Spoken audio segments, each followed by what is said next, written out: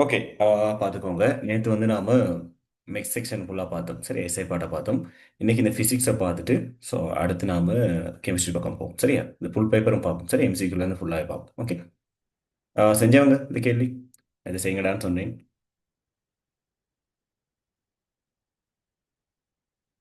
செஞ்சவங்க கொஞ்சம் ரைசன் பண்ணுங்க பார்ப்போம். சுஜிதன் இந்த மாதிரி.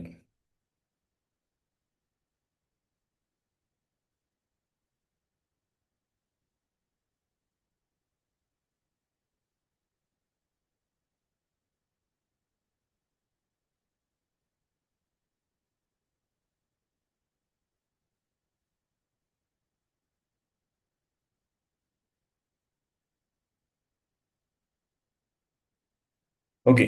பார்த்துக்கோங்க. அவங்க என்ன சொல்லியிருக்காங்கன்னு ஃபர்ஸ்ட் பார்ப்போம். சரி. ஆஹ் டொல்பின் போன்ற கடற்பாலூட்டிகள் கனவுளவை குறைப்பதற்காக தமது உடம்பை அமுக்குவதன் மூலம் கடலின் அடிக்கு செல்கின்றன. அதே நுட்பத்தை பயன்படுத்தி மாணவர் குழு ஒன்றினால் உருவாக்கப்பட்ட ஒரு நீர்மூழ்கி கப்பல் கீழேயுள்ள உருவில் காட்டப்பட்டுள்ளது. முசலத்தை முன்னோக்கியும் பின்னோக்கியும் அசைப்பதன் மூலம் நீர்மூழ்கி கப்பல் கனவளவை மாற்றலாம். குறிச்சட்டத்துடன் இணைக்கப்பட்ட ஒரு மோட்டாரை பயன்படுத்தி குறிச்சட்டத்தை சுழற்றுவதன் மூலம் முசலம் அசைக்கப்படுகின்றது. ஓகேவா? என்ன விஷயம் சொன்னா, ஒரு நீர்மூழ்கி கப்பல் இருக்காம். அதுக்கு முன்னாடி மேல ஒரு நோட்டம் தராங்க பாருங்க. டொல்பின் மாதிரி இது வந்து உயிரினங்கள் வந்து என்ன செய்யலாம், அதோட கனவுல வந்து குறைக்கிறது மூலமா, சரியா, அதோட உடலை வந்து அமுக்குறது மூலமா என்ன செய்யலாம், கடல்ல அடிக்கி போகுது அப்படிங்கிற மாதிரி ஒரு நோட்டம் தந்திருக்காங்க. சரி. அடுத்து பாருங்க. இங்க ஒரு பிஸ்டன் மாதிரி ஒன்று இருக்கு. ஓகே, இந்த இடத்துல பிஸ்டன் ஒன்று இருக்கு. இப்போ இதை வந்து என்ன செய்யறது, இப்படி அசைக்கிறது. இதுல கொஞ்சம் கிளியரா இல்லை. மேபி உங்கள்கிட்ட கையில பேப்பர் இருந்துச்சுன்னு சொன்னா இதா இருக்கும். பாஸ் பேப்பர் இருக்கா? ஓகேவா? ஸோ இதில் வந்து பார்த்தீங்கன்னு சொன்னால் இந்த இடத்துல இந்த புரி சட்டை மாதிரி இதை கொடுத்துருப்பாங்க. இது இப்படி வந்திருக்கும். ஓகே. அப்போ இந்த முசலத்தை என்ன செய்யணும், வெளில கொண்டு வந்து உள்ள கொண்டு போறதன் மூலமா என்ன செய்யலாம், இதுல கனவுல வந்து என்ன செய்யறோம், நாம மாற்றம், ஒரு நீர்மூழ்கி கப்பல்ற கனவுல வந்து நாம என்ன செய்யறோம், மாற்றம். ஓகே. சரியா? இப்போ இதுல கேமரா ஒன்று இந்த இடத்துல இருக்குன்னு சொல்லியிருக்காங்க. ஓகே, உச்சி இப்படி இருக்காம், மேல் பக்கமா. இந்த இடத்துல மோட்டார் ஒன்று இருக்கு. ஸோ அடிப்பகுதியில் பேட்டரி ஒன்று வச்சிருக்காங்க. சரி, எப்படி எடுத்துக்கோங்க. ஓகே. ஸோ பாருங்க, கேள்வி பாருங்க. நீரில் அமிழ்ந்திருக்கும் போது நீர்மூழ்கி கப்பலின் மீது தாக்கும் இரு பிரதான விசைகளும் எவை? கேள்வி பாருங்க. நீர்மூழ்கி கப்பலின் மீது தாக்கும் இரு பிரதான விசைகளும் எவை?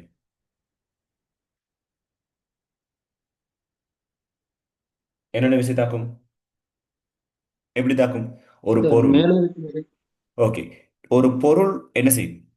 ஒரு பொருள் ஒன்று இருக்குன்னு வைப்போம். சரி, நம்ம மேலுது இப்பெல்லாம் நான் எப்படி ரிவிஷன் கிளாஸ் பெஸ்ட் ஸ்டார்ட் பண்ணும்போதே பார்த்தோம் இது. சரி. என்னது, ஒரு பொருள் ஒன்று இருக்கு அப்படின்னு சொன்னா, ஒரு பொருளை நம்ம என்ன செய்யணும், திரவத்தை ஒண்ணுல அமிழ்த்துறோம் அப்படின்னு சொன்னோம். திரவத்தொன்னுல அமிழ்த்திரம் அப்படின்னு சொன்னால் என்ன செய்யும், கீழ் நோக்கி இதுட எம்ஜி தாக்கும். இதற்கு எதிராக இந்த திசையில என்ன தாக்கும், மேலுதைப்பு யூ தாக்கும். சரியா? அதாவது ஒரு பொருளை வந்து திரவத்தில் அமிழ்த்தும் போது அந்த பொருளை எதிர்க்கிற விசை, அதை அமிழ்த்துவதற்கு எதிராக கொடுக்கப்படுற விசையை தான் நம்ம என்ன சொல்றோம், மேலுதைப்பு அப்படின்னு சொல்றோம். ஓகே. ஸோ ஆர்க்கிமிடிஸின் தத்துவம்லாம் பார்த்துருப்பீங்க. அந்த தத்துவத்துக்கு அமைய நம்ம என்ன செஞ்சோம், மேலுதைப்புக்கான சமன்பாடெல்லாம் கண்டுபிடிச்சோம். ஓகேவா? ஞாபகம் இருக்கா? ஞாபகம் இருந்தா ஓகே. சரி. இப்ப பார்ப்போம். கீழே பாருங்க. அவன் கேள்வியில பார்ப்போம். இரு பிரதான விசைகள். இப்ப பாருங்க, ஒரு பொருள் இப்படி அமிழ்த்தும் போது முதலாவது இந்த நீர்மூழ்கி கப்பல் அப்படின்னு சொல்லி பார்த்தோம் அப்படின்னு சொன்னால், நீர்மூழ்கி கப்பலின் நிறை என்ன செய்யும், கீழ் நோக்கி தாக்கும். இதுல நிறை mg கீழ் நோக்கி தாக்கும். சரி. அடுத்து நீர்மூழ்கி கப்பலின் நிறை இதுக்கு எதிரா என்ன தாக்கும், மேல் நோக்கி மேலுதைப்பு தாக்கும். இது ரெண்டையும் எழுதிருந்தீங்கன்னா சரி. சரியானாக்கள்?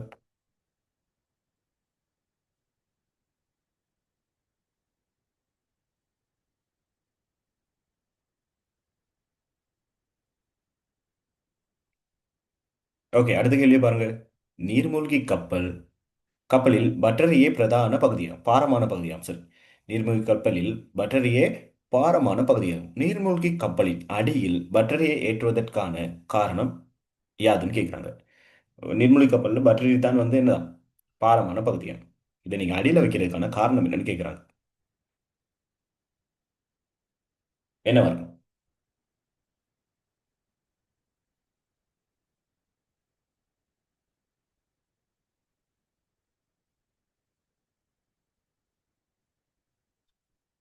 என்ன காரணம்? ஏன் வந்து பாரமான பகுதியை வந்து அடியில் வைக்கிறாங்க? ஏன் பாரமானதை கீழே வைக்கிறீங்க, அடியில் வைக்கிறீங்க? என்ன காரணம்?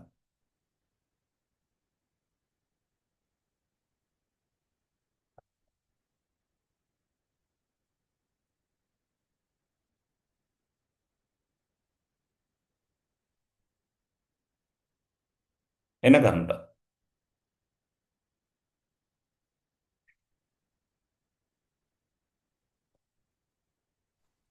ஐடியாஸ். நிறைய சமப்படுத்துறது. இல்ல, இதே மாதிரி நீங்க இதை ஒன்றும் படிச்சிருப்பீங்க. என்னது? இப்போ நீர் நிலைய திரவ என்னத்துக்கு? நிலையா வச்சு கொள்றதுக்கு. ஓகே, இப்போ முதலாவது காரணம் நிலையா வச்சு கொள்றதுக்கு. இந்த செயற்பாடு எதுல பார்த்துருப்பீங்க நீங்க? அடர்த்தி அளக்கிறதுக்காக பயன்படுத்துறது என்னது? பாலின் அடர்த்தியெல்லாம் துண்ணிறதுக்காக நீங்க நீ- பயன்படுத்தக்கூடிய உபகரணம் என்னது? நீரமானி. நிறமானி இலக்கம். பயன்படுத்துவீங்க. அதுல என்ன இருக்கும்? அடியில தான் இது என்ன இருக்கும்? அந்த உலோக துண்டு இருக்கும். உலோக பகுதி என்ன இருக்கும்? பாரமான பகுதி அடியில இருக்கும். என்ன காரணம்? அடியில வச்சிருந்தீங்க அப்படின்னு சொன்னால் நீங்க என்ன செய்யலாம்? புவியீர்ப்பு மையத்தை கீழ் நோக்கி கொண்டு வரலாம். சரியா? அப்ப இதுல என்ன இருக்கும்? அடியில பேட்டரி இருக்கு அப்படிங்கறனால என்ன செய்யும்? பாரமான பகுதி இதுதானே. அப்ப புவியீர்ப்பு மையத்தை என்ன செய்யலாம்? கீழ் நோக்கி கொண்டு வரலாம். சரியா? நிலைத்தன்மையை பேணுறதுக்காக. சரியா? நிலைத்தன்மை பேணுவதற்காக என்ன செய்யலாம்? புவியீர்ப்பு மையத்தை கீழ் நோக்கி கொண்டு வருது. அதுதான் இதுக்கான ஆன்சர். அதுதான் அடியில வந்து பாரமான பகுதியை வச்சிருக்காங்க.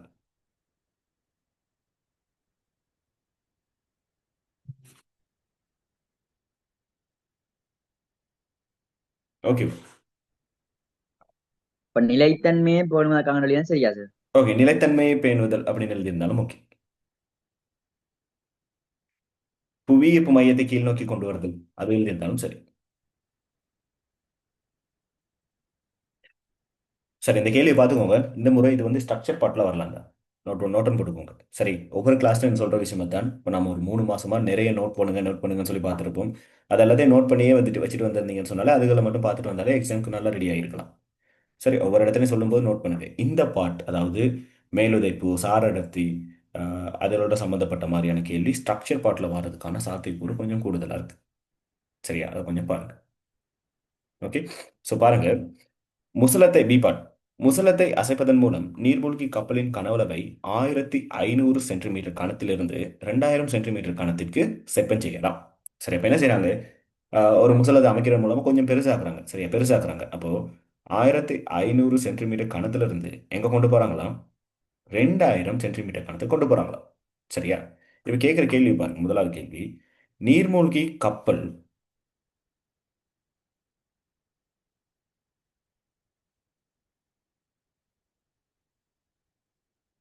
நீர்மூழ்கி கப்பல் நீரில் அமிழ்ந்திருந்தால் நீர்மூழ்கி கப்பலின் என்ன கன அளவில் உயர்ந்தபட்ச மேலுதைப்பு தாக்கும்? சொல்லுங்க பாப்போம். என்ன கன அளவில் தாக்கும்? என்ன கன அளவில் தாக்கும்? 2000 சென்டிமீட்டர். ஓகே, என்னத்துல தாக்கணும்? பாருங்க, அவங்க என்ன செஞ்சிருக்காங்க? ஒரு பொருள் ஆரம்பத்துல 1500 இருக்கு. ஆனால் கனவுல என்ன செய்றாங்க? மாத்துறாங்க. என்னதுன்னு சொல்லி 2000 சென்டிமீட்டர் கனவுன்னு மாத்துறாங்க. அப்போ என்ன செய்யும்? மேலுதைப்பு எப்படி தாக்கும்? இந்த 2000 சென்டிமீட்டர் கணத்துக்கு தான் தாக்கும். சரி, ஏன்னா அதுதான் கனவுளவு. கனவுளவுக்கு தான் நாங்கள் தாக்கும். சரி, அப்போ எப்படி இருக்கும்? நீங்க பார்த்துருப்பீங்க, யூ சமன் எம்ஜின்னு சமன்பாடு வந்துச்சு. இது எப்படி மாறுனுச்சு? இந்த சமன்பாடு எம்க்கு பதிலாக நாம் என்ன செய்யலாம்? எம் அடர்த்தி சமன் என்னது? அடர்த்தி சமன் திணிவின் கீழ் கன அளவுன்னு வரும். அப்போ திணிவுக்கு பதிலாக நாம் என்ன செய்யலாம்? அடர்த்தி தர என்ன போடலாம்? கன அளவு போடலாம். அப்போ யூ சமன் வி ட்ரோ ஜின்னு மாறும். சரி, இந்த கன அளவுக்கு தான் என்ன செய்யும்? இந்த கன அளவுக்கு தான் என்ன செய்யும்? மேலுதைப்பு தாக்கும். சரி, அப்போ பாருங்க, எத்தனையாவது ஆன்சர் வரும்? என்ன ஆன்சர் வரும்? 2000 சென்டிமீட்டர் கனம்னு வரும். ஓகே, அடுத்து பாருங்க, நீரில் அமிழ்ந்திருக்கும் போது நீர்மூழ்கி கப்பலின் மீது தாக்கத்தக்க உயர்ந்தபட்ச மேலுதைப்பு கணிக்கும்.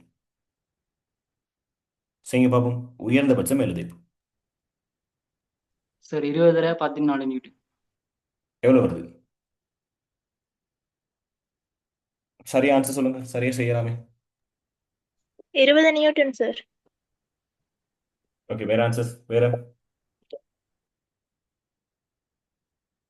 ஆன்சர்ஸ்?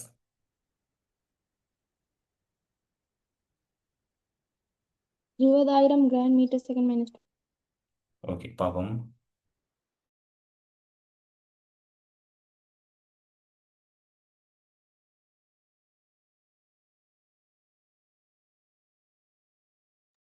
ஓகே, பார்த்துக்கோங்க. இப்போ கனவுல வேணும்னு சொல்லியிருக்கு. வி நமக்கு தெரியும் என்னது, 2000 சென்டிமீட்டர் கனம்னு சொல்லி. சரி, அவங்க கேள்வியில பாருங்க, அவங்களே அங்க இதை தாராங்கடா. அங்க பாருங்க, அவங்களே தந்துட்டாங்க. நம்ம அங்க பெருசா ஒண்ணுமே இல்லை, என்ன விஷயம்னு மட்டும் தெரிஞ்சுட்டு போட மட்டும்தான் இருக்கு. பாருங்க, நீர்ட அடர்த்தி தந்திருக்காங்க. சரியா? ஜி தந்திருக்காங்க. சரி, அப்ப நம்ம படிச்சிருந்தோம், ஈஸியா செஞ்சு படிச்சிருக்கோங்களா என்ன தெரியும், நமக்கு மேல இங்க 2000 சென்டிமீட்டர் கனம்னு இருக்கு. அப்போ நம்ம என்ன செஞ்சிருக்கலாம், அப்படியே கொண்டாந்து யூ சமன் என்னது, வி ட்ரோ ஜில போட்டோம்னா சரி. சரி, பாருங்க, கேள்வியில அவங்க தந்திருக்காங்க வி நமக்கு தெரியும், நீரின் அடர்த்தி 1 கிராம் சென்டிமீட்டர் - 3 தந்திருக்காங்க. 1 கிராம் சென்டிமீட்டர் - 3. ஓகே, அப்படியே போடும். நம்ம மீட்டருக்கு இங்க மாத்தணும்னு சொல்லி அவசியம் இல்லையே, இங்கேயும் கனவுல இடத்துல இருக்கு, சென்டிமீட்டர் கணத்துல இருக்கு. அப்ப அவங்களும் தந்திருக்கதும் சென்டிமீட்டர் கணத்துல இருக்காது, சென்டிமீட்டருக்கு இருக்கிறதால அப்படியே போடும். பாருங்க, வி 2000 சென்டிமீட்டர் கணம். சரி, ட்ரோவில் தந்திருக்காங்க 1 gram centimetre - 3. Okay, 1 gram centimetre - 3. அடுத்து பாருங்க, ஜி 10 மீட்டர் செகண்ட் - 2 தந்திருக்காங்க. Okay, g 10 metre second - 2. சரியா? இப்போ பாருங்க, இவரையும் கட் பண்ணிடலாம். சரி, இப்போ அப்படியே ஃபுல்லா சுருக்கிட்டு வந்தீங்கன்னு சொன்னா எப்படி வரும்?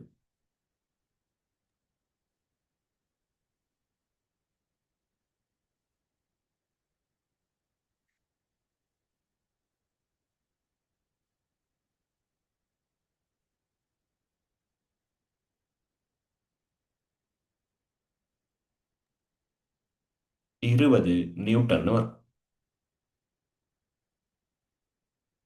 சரியானாக்கள்?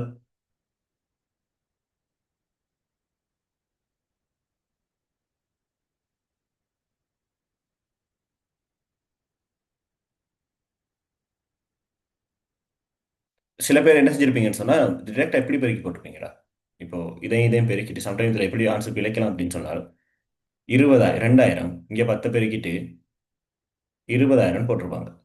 20,000 எண்ணத்துல இருக்கு, கிராம் மீட்டர் செகண்ட் - 2ல இருக்கு.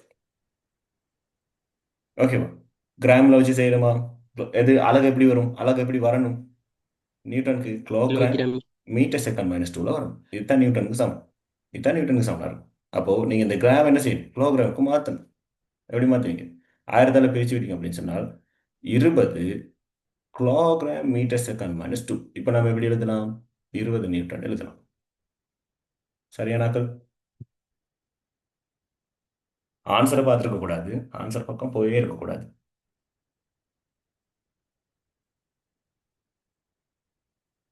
ஓகே, டவுட் இது மாதிரி தான் கேளுங்க. இது நம்ம இது ஒரு மூணாவது தடவை 3வது பேப்பர்ல பார்க்கணும் இது, இந்த மாதிரி கேள்வி. ஓகே, நோர்த் ப்ரொவின்ஸ் ஆக்கள் யார் இருக்கா நோர்த் ப்ரொவின்ஸ்ல?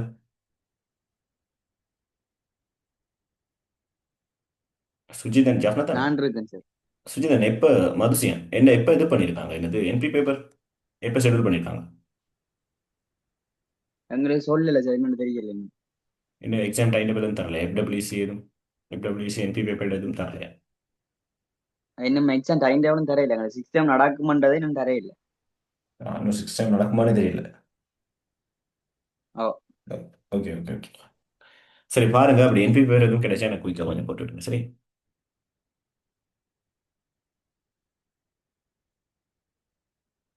ஓகே, அடுத்த கேள்வி பாருங்க. நீர்மூழ்கி கப்பலின் கனவளவு 1500 சென்டிமீட்டர் கனம் இல் அமைவு செய்யப்பட்டுள்ளது. நீர்மூழ்கி கப்பலின் திணிவு, பாருங்க, திணிவு 1.75 கிலோகிராம் எனின், நீரில் அமிழ்ந்திருக்கும் போது நீர்மூழ்கி கப்பலின் மீது தாக்கும் விலையுள் விசையை காண்க. என்ன கேக்குறாங்க? விலையுள் விசை என்னன்னு கேக்குறாங்க. சரியா, விலையுள் விசை என்னன்னு கேக்குறாங்க. பாருங்க, நீர்மூழ்கி கப்பலின் கனவளவு இப்ப என்னத்துல இருக்கா, 1500 சென்டிமீட்டர் கனத்துல இருக்கா, அமைவு செய்யப்பட்டிருக்கான், இதுல செய்யப்பட்டிருக்கான். இப்போ நீர்மூழ்கி கப்பலோட திணிவு 1.75 கிலோகிராம் எனின், நீரில் அமிழ்ந்திருக்கும் போது நீர்மூழ்கி கப்பலின் மீது தாக்கும் விலையுள் விசையை காண்கன்னு கேட்கிறாங்க. என்ன செய்யணும் ஃபர்ஸ்ட்? ஃபர்ஸ்ட் பாருங்க, நீர்மூழ்கி கப்பல் எங்க இருக்கு, நீர்மூழ்கி கப்பல் இப்படி இருக்குன்னு அப்போ ஓகே, இப்படி இருக்கு. சரியா, அப்படி இருக்கு. ஓகே, இப்போ இதுல திணிவு தந்திருக்காங்க. எவ்வளோன்னு சொல்லி 1.75 கிலோகிராம்னு தந்திருக்காங்க. ஓகேவா? இப்போ என்ன செய்யணும்? நமக்கு கீழ் நோக்கி போகிறது எப்படி? ஜி வந்து எவ்வளோன்னு சொல்லியிருக்காங்க? 10 மீட்டர் செகண்ட் -2 தெரியும். ஓகே, அப்போ கீழ் நோக்கி எம்ஜி எப்படி இருக்க போகுது? எம்ஜி எப்படி இருக்கும்? 1.75 தர 10 இருக்கும். அப்போ 17.5 நியூட்டன் இருக்கும். சரியா? ஓகே, இப்போ நமக்கு என்ன கேட்குறாங்க?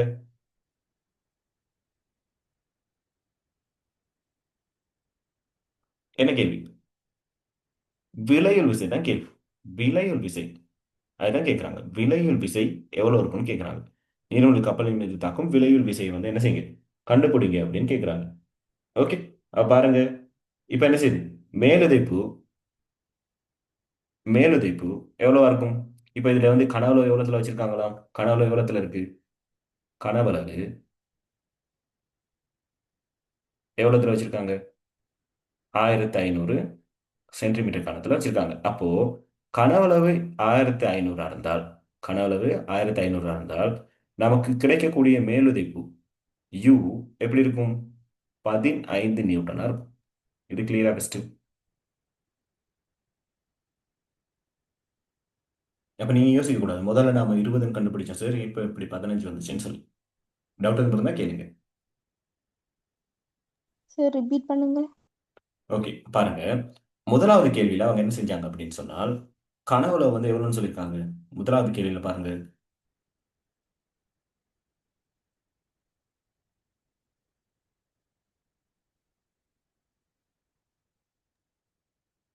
ஓகே, பாருங்க. முதலாவது கேள்வியில இங்க கப்பல் என்ன செய்றாங்க? 1500ல இருந்து 2000 சென்டிமீட்டர் கனவா மாத்துறாங்க. சரியா? அடுத்து அப்போ அதால தாக்கக்கூடிய என்னது மேலுதைப்பு எவ்வளவா இருக்கும்? 20 நியூட்டன் இருக்கும் கண்டுபிடிச்சு. சரி, எப்போ 2000 சென்டிமீட்டர் கனமா இருக்கும்போது. மூணாவது கேள்வியில பாருங்க. இப்போ நீர்மூழ்கி கப்பல் என்ன செஞ்சிருக்காங்க? கனவுல வந்து 1500 சென்டிமீட்டர் கனமா வச்சிருக்காங்க. ஓகேவா? அப்போ இப்போ என்ன செய்யலாம்? இதை என்ன செய்யலாம்? இது முக்கியம். இந்த கேள்வியில என்ன சொல்றாங்க? கனவுல வந்து என்ன செஞ்சுக்கலாமோ பிஸ்டனை பயன்படுத்தி அட்ஜஸ்ட் பண்ணிக்கலாம் அப்படின்னு சொல்றாங்க. ஓகே, அப்போ ஆரம்பத்துல 2000ல வச்சிருந்தாங்க. இப்போ என்ன செய்றாங்க? 1500ல வச்சிருக்காங்க. இப்போ 1500ல வச்சிருக்கும் போது நமக்கு யூ எப்படி இருக்கும்? வி ரோ ஜியா இருக்கும். சரி, இப்போ போட்டீங்கன்னு சொன்னா உங்களுக்கு எவ்வளவு வரும்? 15 நியூட்டன் வரும். கிளியரா?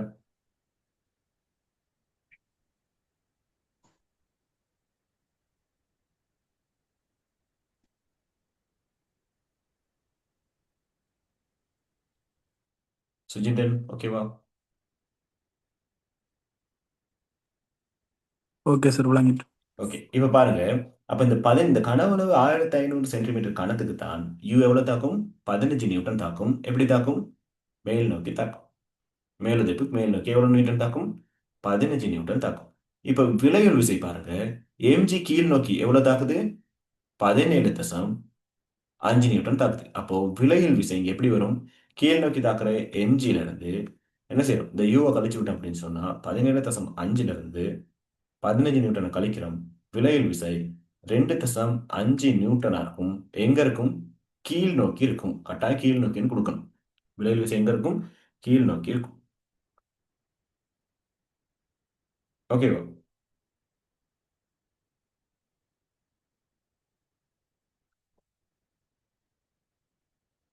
ஓகே, இது கிளியரானாக்கள் ரைசன் பண்ணுங்க. பெஸ்ட் அவங்க என்ன சொல்ல வராங்கன்னு கேள்வியில கிளியரா இருக்கணும். சரியா? கேள்வியில கிளியரா இருந்தா நமக்கு இங்க பிரச்சனை வராது. ஓகே, அடுத்த கேள்வி பார்ப்போம். பாருங்க, இது நீர்மூழ்கி கப்பலின் நீர்மூழ்கி கப்பலின் கனவளவை 1500 சென்டிமீட்டர் கனத்திற்கு செப்பம் செய்து நீரின் மேற்பரப்பு மீது அது இருக்குமே அதனை 100 மீட்டர் ஆழத்திற்கு அமழ்த்துவதற்கு எடுக்கும் நேரத்தை கணிக்க. எடுக்கும் நேரத்தை கணிக்கன்னு கேட்குறாங்க. பாருங்க, நீர்மூழ்கி கப்பலின் கனவளவை 1500 சென்டிமீட்டர் கனத்திற்கு செப்பம் செய்து நீரின் மேற்பரப்பு மீது அது இருக்குமெனில் அதனை 100 மீட்டர் ஆழத்திற்கு அமழ்த்துவதற்கு எடுக்கும் நேரத்தை கணிக்கன்னு சொல்றாங்க. சரியா? நேரத்தை கண்டுபிடிங்கன்னு சொல்றாங்க. இப்ப பாருங்க, நமக்கு தெரியும் என்னது மேல இருக்கு, மேல இருந்து கீழே போகுது, கீழே விலகல் விசை எவ்வளவா இருக்கு? 2.5 நியூட்டனா இருக்கு. அப்போ 2.5 நியூட்டன் தான் கீழ் நோக்கி தாக்குற விசை. ஓகே, அப்போ கப்பல் ஒரு பொருள்னு வச்சுக்கோங்க, கப்பல் வைக்காம ஒரு பொருள். பொருள் என்ன செய்யுது? கீழ் நோக்கி எவ்வளவுல போகுது? 2.5 நியூட்டனோட போகுது. சரி, பொருளோட திணிவு உங்களுக்கு தெரியும் என்னன்னு சொல்லி, 1.75 கிலோகிராம்னு சொல்லு. சரியா? அப்ப உங்களுக்கு என்ன தேவை? இந்த இடத்துல என்ன தேவை? முதலாவது நீங்க என்ன செய்யணும்? ஆர் மூடுகளை கண்டுபிடிக்கணும். முதலாவது ஆர் மூடுகளை கண்டுபிடிக்கணும். எதுல போட்டு கண்டுபிடிக்கலாம்? இங்க உங்களுக்கு தெரியும் விசை எவ்வளவுத்துல கீழே போகுது அப்படின்னு சொல்லி. அப்போ எப் சமன் எம்ஏல போட்டு நீங்க என்ன செய்யணும்? ஏ கண்டுபிடிக்கணும். சொல்லுங்க பார்ப்போம், ஏ எவ்வளவு வருதுன்னு.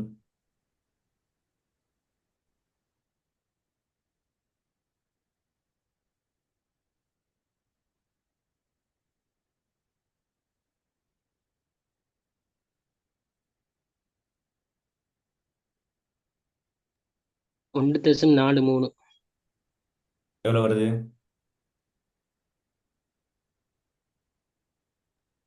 1.43 தான். 1.4 தடவை. ஆமாம் சார். இது திணிவு 1.75.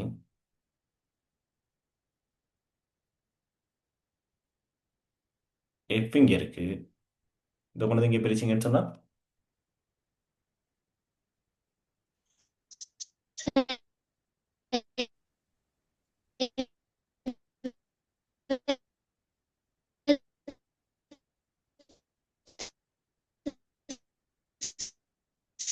ஓகே, யாரும் பேசுறது எனக்கு கொஞ்சம் கிளியரா கேக்குது இல்ல?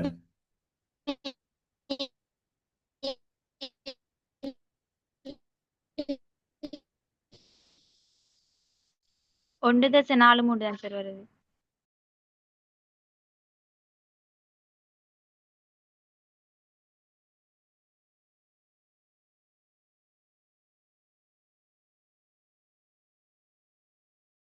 ஓகே, இப்போ பேசுனது எனக்கு சரியா பேச கேட்கல. நீ கொஞ்சம் செட்ல போட்டுட்டு நான் பார்க்குறேன்.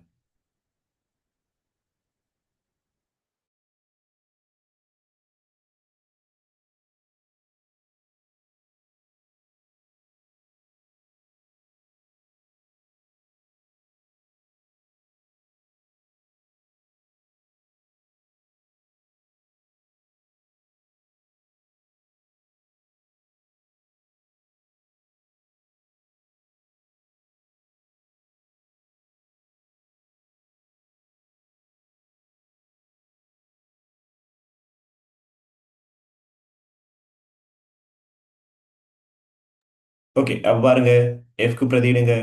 என்னது பிரதியிடுவீங்க?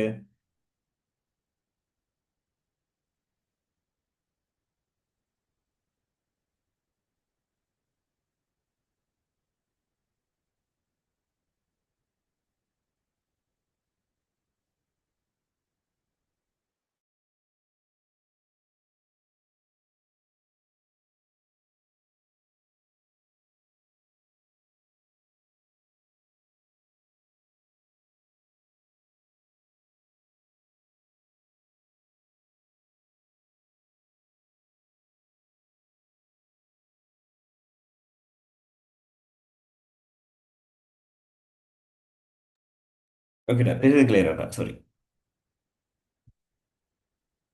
சரி, பார்த்துக்கோங்க. என்ன செய்யும்? எஃப்க்கு வந்து அப்படியே பிரதியிடுங்க. 2.5, எம் வந்து 1.75 தர ஏ. அப்ப என்ன செய்யணும்? ஏ தான் கண்டுபிடிக்க போறோம். அப்போ ஏ சமன் 2.5 அதன் கீழ் 1.75. ஸோ எவ்வளோ வருது? 1.43. ஓகே, 1.43 என்ன வரும்? மீட்டர் செகண்ட் -2 வரும். சரி, ஏ. ஓகேவா? இப்போ என்ன செய்யலாம்? உங்களுக்கு ஆர் மூடுக்கு ஏ தெரியும். ஏ தெரிஞ்ச பிறகு நீங்க என்ன செய்யலாம்? இந்த ஏயை வச்சுட்டு டி கேட்குறாங்க, டைம் தான் கேட்குறாங்க. அவங்க என்ன கேட்குறாங்க? டைம் தான் கேள்வி. ஓகேவா? டைம் தான் கேள்வி. 100 மீட்டர் ஆழத்துல அமர்த்துவதற்கு எடுக்கும் நேரம் என்னன்னு கேட்குறாங்க. அப்போ ஓகே, இப்போ என்ன செய்ய போகுது? இந்த பொருள் என்ன செய்யுது? இப்போ 100 மீட்டர் ஆழத்துக்கு வருது. ஓகே, 100 மீட்டர் ஆழத்துக்கு வருது. இயக்க சமன்பாடுகள் சொல்லுங்க பார்ப்போம். என்ன சமன்பாடு பயன்படுத்தலாம்?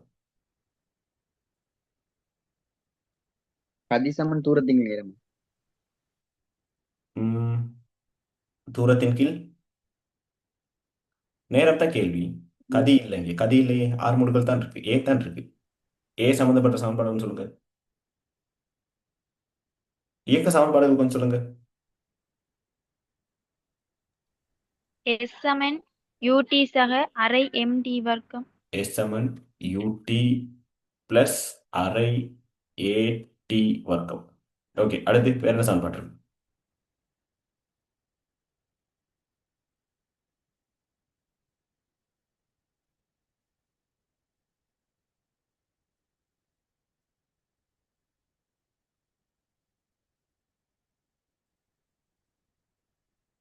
என்னடா சொல்லுங்கடா, இயக்க சமன்பாடுகள்.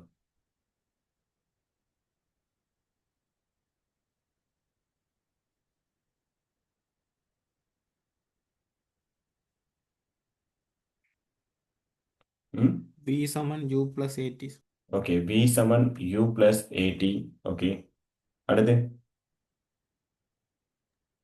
V வர்க்கம் சமன் U வர்க்கம் சக 2 வி AS. வர்க்கம் சமன் யூ வர்க்கம் பிளஸ் 2 ஏ எஸ்னு வரும். ஓகே, சரி, இது முன்ன பெரும்பாலும் பயன்படுத்துவோம். சரியா? ஓகே, அப்ப இங்க பாருங்க, டைம் தான் கேட்குறாங்க. இப்போ டைமும் நமக்கு என்ன இருக்கு, தூரம் மட்டும்தான் சம்மந்தப்படுது. ஓகேவா? டைமும் தூரமும் மட்டும்தான் சம்மந்தப்படுது. சரி, அப்ப பாருங்க, ஆரம்ப வேகம் இறுதி வேகம்லாம் இல்லை. சரியா? அப்ப பாருங்க, நமக்கு இங்கே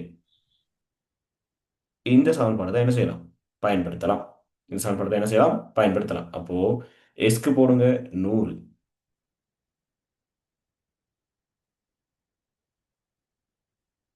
ஓகே, எஸ்க்கு போட்டுக்குவோம். என்ன செய்வோம், எஸ் வந்து நமக்கு என்னவா இருக்கு, 100 இருக்கும். யூ வந்து ஆரம்ப வேகம் 0, டி தான் கேள்வி.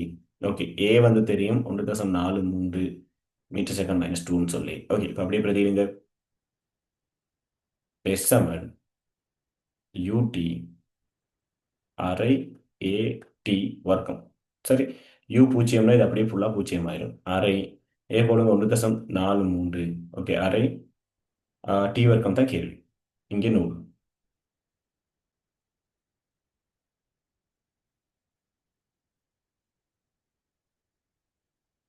100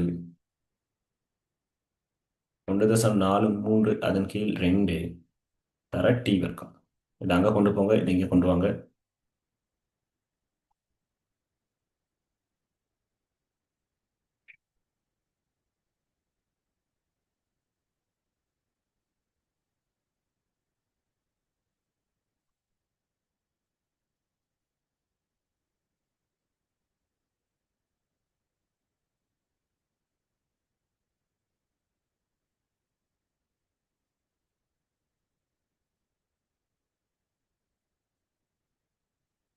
எவ்வளோ வருது ஆன்சர்?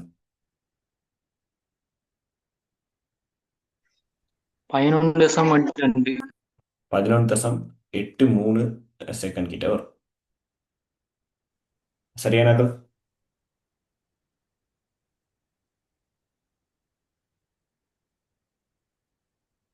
ஓகே, அப்படியே இருங்க, கொஞ்சம் ஸ்கீம் இருக்க செக் பண்ணி பார்ப்போமா? ஸ்கீம் இருக்கோ தெரியல. இந்த ஸ்கீம்ல இந்த ஆன்சர் பிழையா இருக்கும்னு நினைக்கிறேன். பக்கத்தில் ஸ்கீம் இருக்காங்க.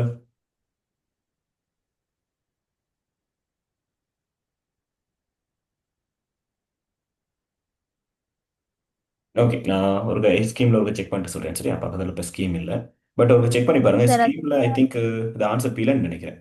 ஸ்கீம்ல பிழை தானே?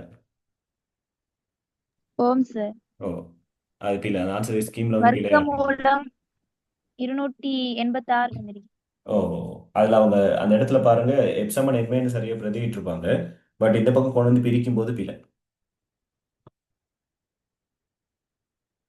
ஆர்மூடுகள் 0.7 வந்திருக்கு. ஓகே, அப்படி வர்றதுக்கு சான்ஸ் இல்லை, ஆன்சர் பிழையா இருக்கும். சரி, ஓகே, பாப்போம். நான் இப்போ மார்க்கிங் போனவங்ககிட்ட ஒரு இதை கேட்டு சொல்கிறேன். சரியா? இதுக்கு எப்படி மார்க்ஸ் எதுவும் கொடுத்தாங்களா அப்படின்னு சொல்லி.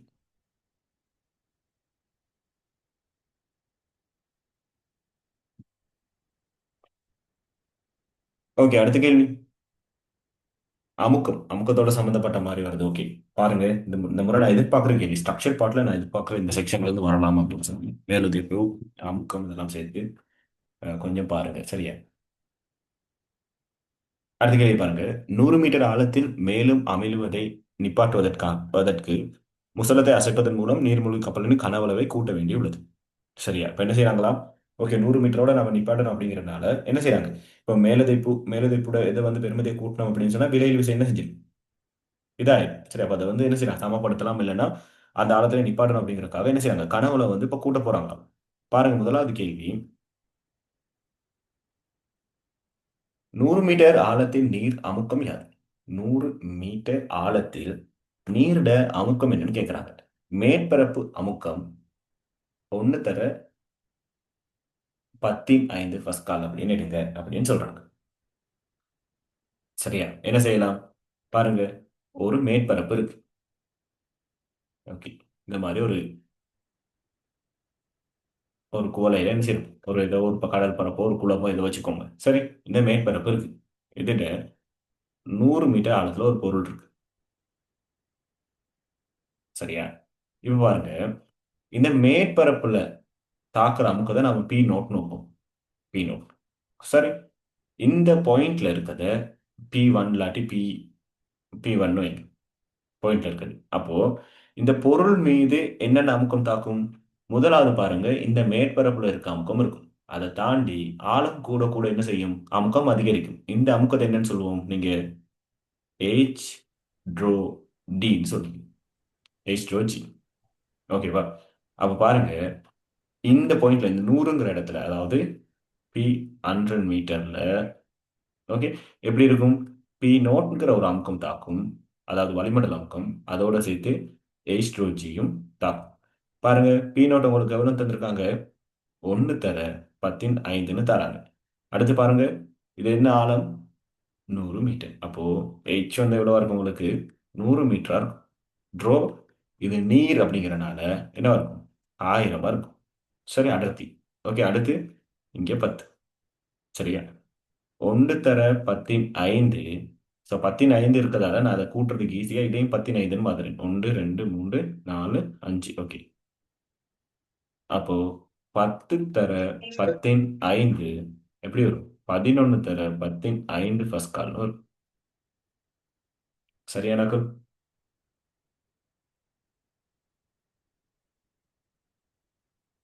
ஓகே, இது விளங்கிச்சா?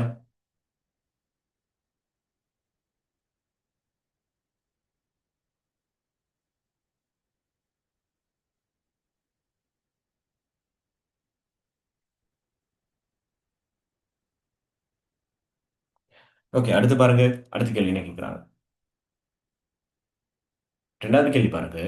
100 மீட்டர் ஆழத்தின் நீரினால் முசலத்தின் மீது உயற்றப்படும் அப்படின்னு சொன்னா ஏற்படுத்தப்படும். சரியா? இந்த வேர்ட்ஸ் எல்லாம் பாருங்க. ஏற்படுத்தப்படும் விசை யாது? சரி, முசலத்தின் குறுக்குவெட்டு பரப்பளவு 30 சென்டிமீட்டர் வர்க்கமாகும்னு சொல்றாங்க. 100 மீட்டர் ஆழத்துல நீரினால் முசலத்தின் மீது, ஏன்னா முசலத்தை தான் நீங்க என்ன செய்றீங்க? வெளிநோக்கி இப்ப தள்ளணும். அப்போ முசலத்தை வெளிநோக்கி தள்ளும் போது முசலத்தின் மீது ஏற்படுத்தக்கூடிய அமுக்கம் என்னன்னு கேட்கிறாங்க. முசலத்தின் மீது ஏற்படுத்தக்கூடிய அமுக்கம் என்னன்னு சொல்லி கேட்கிறாங்க. சரி, அதாவது அமுக்கம்னா என்ன, எந்த அளவு விசையை கொடுக்கணும், அது ஏற்படுத்தக்கூடிய விசை என்னதுன்னு கேட்கிறாங்க. சரி, பாருங்க, அமுக்கம் சமன் எப்படி வரும்? அமுக்கம் சமன் விசையின் கீழ் பரப்புன்னு வரும். ஓகேவா? இப்போ 100 மீட்டர் ஆழத்துல தான் நீங்க பிஸ்டன் என்ன செய்யணும்? இப்படி தள்ளணும், வெளியில தள்ள பாக்குறீங்க. அப்போ 100 மீட்டர் ஆழத்துல இருக்கக்கூடிய அமுக்கம் எவ்வளவு? 11 தர 10 ஃபர்ஸ்ட் கால். சரியா? விசை F தான் கேள்வி. முசலத்தின் பரப்பு என்ன தராங்க? 30 சென்டிமீட்டர் வர்க்கம்னு தராங்க. இப்போ இது இங்கே கொண்டு போனீங்க அப்படின்னு சொன்னால் F கண்டுபிடிச்சலாம். அப்போ F சமன் 11 தர 10 பாருங்க, 30 சென்டிமீட்டர் வர்க்கம். சென்டிமீட்டர் வர்க்கம்னா என்ன அர்த்தம்? சென்டிமீட்டர் தர சென்டிமீட்டர் 2 தடவை என்ன செஞ்சிருக்கு? பெருக்கப்பட்டிருக்குன்னு அர்த்தம். ஒரு தடவை சென்டிமீட்டர் மீட்டருக்கு மாத்த 100ஆல பிரிப்போம், இங்கேயும் 100ஆல பிரிப்போம். அப்போ 10 வரும். அப்போ பாருங்க, சாரி 14 வரும். 30 தர 10 - 4 வரும். சரியா? இப்போ அப்படியே சுருக்கி விட்டீங்கன்னா அவ்வளவு ஈஸியாக வந்துடும். ஓகே, இது அப்படியே சுருக்கும். 11 ஓகே, இங்கே ஒரு 11 பேலன்ஸ் படும் 10. ஓகே, இங்கே 30, 33, 3, 3, 0, 3300 நியூட்டன் வரும். சரியானாக்கள்?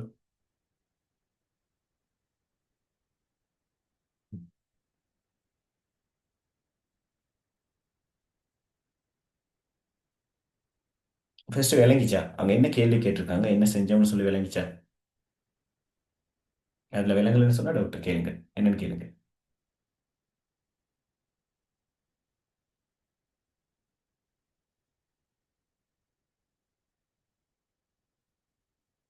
ரக்ஷிதா, அஸ்வக்,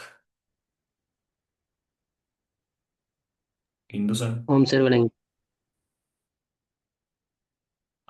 நிலக்ஷன். விளங்கிடுச்சு. ஓகேவா? ஸோ என்ன விஷயம் என்னன்னா, ஒரு ஆழம் இருக்கு. ஒரு ஆழத்துல நீங்க என்ன செய்றீங்க, நாம வந்து இங்க இருந்து முசலத்தை வெளியில தள்ள பார்க்கறோம். இப்போ ஒரு கதவு மாதிரி வச்சுக்கோங்க. நீங்க கதவு ஒண்ணு என்ன செய்ய பார்க்கறீங்க, மூட பார்க்கறீங்க. நீங்க இந்த பக்கம் இருந்து தள்ளுறீங்க. பட் அந்த பக்கம் இருந்து ஒருத்தர் தள்ளுறாரு அப்படின்னு சொன்னா, சரி என்ன செய்யணும்? இந்த பக்கம் இருந்து ஒரு விசை ஒன்று கொடுப்படுது. அதுதான் இந்த அமுக்கம். அதாவது 100 மீட்டர் ஆழத்துல இவ்வளவு பெரிய அமுக்கம் ஒன்று இருக்கு. சரி, இந்த அமுக்கம் என்ன செய்யும்? நீங்க இதை வெளியில தள்ள விடாம இது ஒரு ஃபோர்ஸ் கொடுத்துட்டு இருக்கும். இதுக்கு மேல் மேற்பட ஒரு வித ஃபோர்ஸ் ஒன்று ஏற்படுத்தும். சரி, அப்போ 100 மீட்டர் ஆழத்துல இருக்கக்கூடிய அமுக்கம் தான் இது. 11 தர 10 சரி, அப்ப பாருங்க, நாம எப்சமன் இதுல போட்டோம்னு சொன்னா சரி, அமுக்கம் சமம் விசையின் பரப்புல போட்டோம்னு சொன்னால் நம்ம என்ன செஞ்சிடலாம், விசையை கண்டுபிடிச்சிடலாம். சரி, அப்படிதான் கண்டுபிடிச்சு வச்சிருக்கோம்.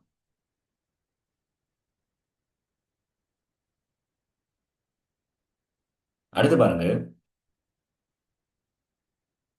முசலத்தின் வரைபடத்தை வரைந்து உள்ளக வளி அமுக்கம், நீர் உஞ்சுற்றும் அமுக்கம் ஆகியவற்றின் காரணமாக முசலத்தின் மீது செயற்படும் விசையை குறிப்பிடுக. நீர்மூழ்கி கப்பலின் உள்ளே அமுக்கம் 1 தர 10 பஸ்கால்னு சொல்லுங்க அப்படின்னு சொல்றாங்க. சரியா, என்னென்ன அமுக்கம் தாக்கும் அப்படிங்கறத என்ன செய்யட்டான், குறிச்சு காட்டட்டான். இப்ப பாருங்க,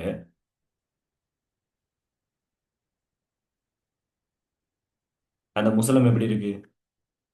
இந்த மாதிரி ஒரு ஷேப்ல இருக்கு முசலம். ஓகே, அதாவது இப்ப இது வந்து சூழலுக்கு திறந்து விட்டு, இது எப்படி இருக்கும்னு சொன்னா உண்மைக்கும் சூழலுக்கு திறந்து விட்ட பகுதி இல்லைன்னு சொன்னா சூழலோட இருக்கக்கூடிய ஒரு பகுதி மாதிரி வச்சுக்கோங்க. இந்த முசலத்தை இப்படி இந்த பக்கம் தள்ளிட்டு வந்தோம்னு சொன்னா இந்த உட்பக்கம் வந்து கனவுல என்ன செய்யும், அதிகரிக்கும். சரியா? ஓகே, இந்த மாதிரி இருக்கணும். உட்பக்கம் இருக்கக்கூடிய அமுக்கம் என்ன சொல்றாங்க, 1 தர 10 சொல்றாங்க. வெளிப்பக்கம் இருக்கக்கூடிய அமுக்கம் எப்படி இருக்கு, 11 தர 10 இதை குறிச்சு காட்ட சொல்றாங்க. இதை குறிச்சு காட்டுங்க அப்படின்னு சொல்றாங்க. ஓகேவா? சரி, அப்ப பாருங்க, நீங்க இதை குறிச்சு காட்டும் போது இப்படி நேரடியா இப்படி காட்டிட்டு பிஸ்டன் மட்டும் காட்டிட்டு போனால் போதும். சரியா, இந்த பக்கம் என்ன தாக்கும், விசைக்கு PAங்கிற அமுக்கம் தாக்கும். ஏன்னா இந்த பக்கம் 30, இந்த இடத்துல உள்ள அமுக்கம் தான் இது 1 தர 10 இங்கே 100ல இருக்கக்கூடிய அமுக்கம், அதாவது 100 மீட்டர் ஆழத்தில் இருக்கக்கூடிய அமுக்கம் தர A. சரியா, இல்லைன்னு சொன்னா நீங்க இப்படி காட்டினாலும் ஓகே, இந்த மாதிரி காட்டினாலும் ஓகே. 1 தர 10 பஸ்கால், இங்கே 11 தர 10 பஸ்கால் அமுக்கம், இப்படி காட்டினாலும் ஓகே.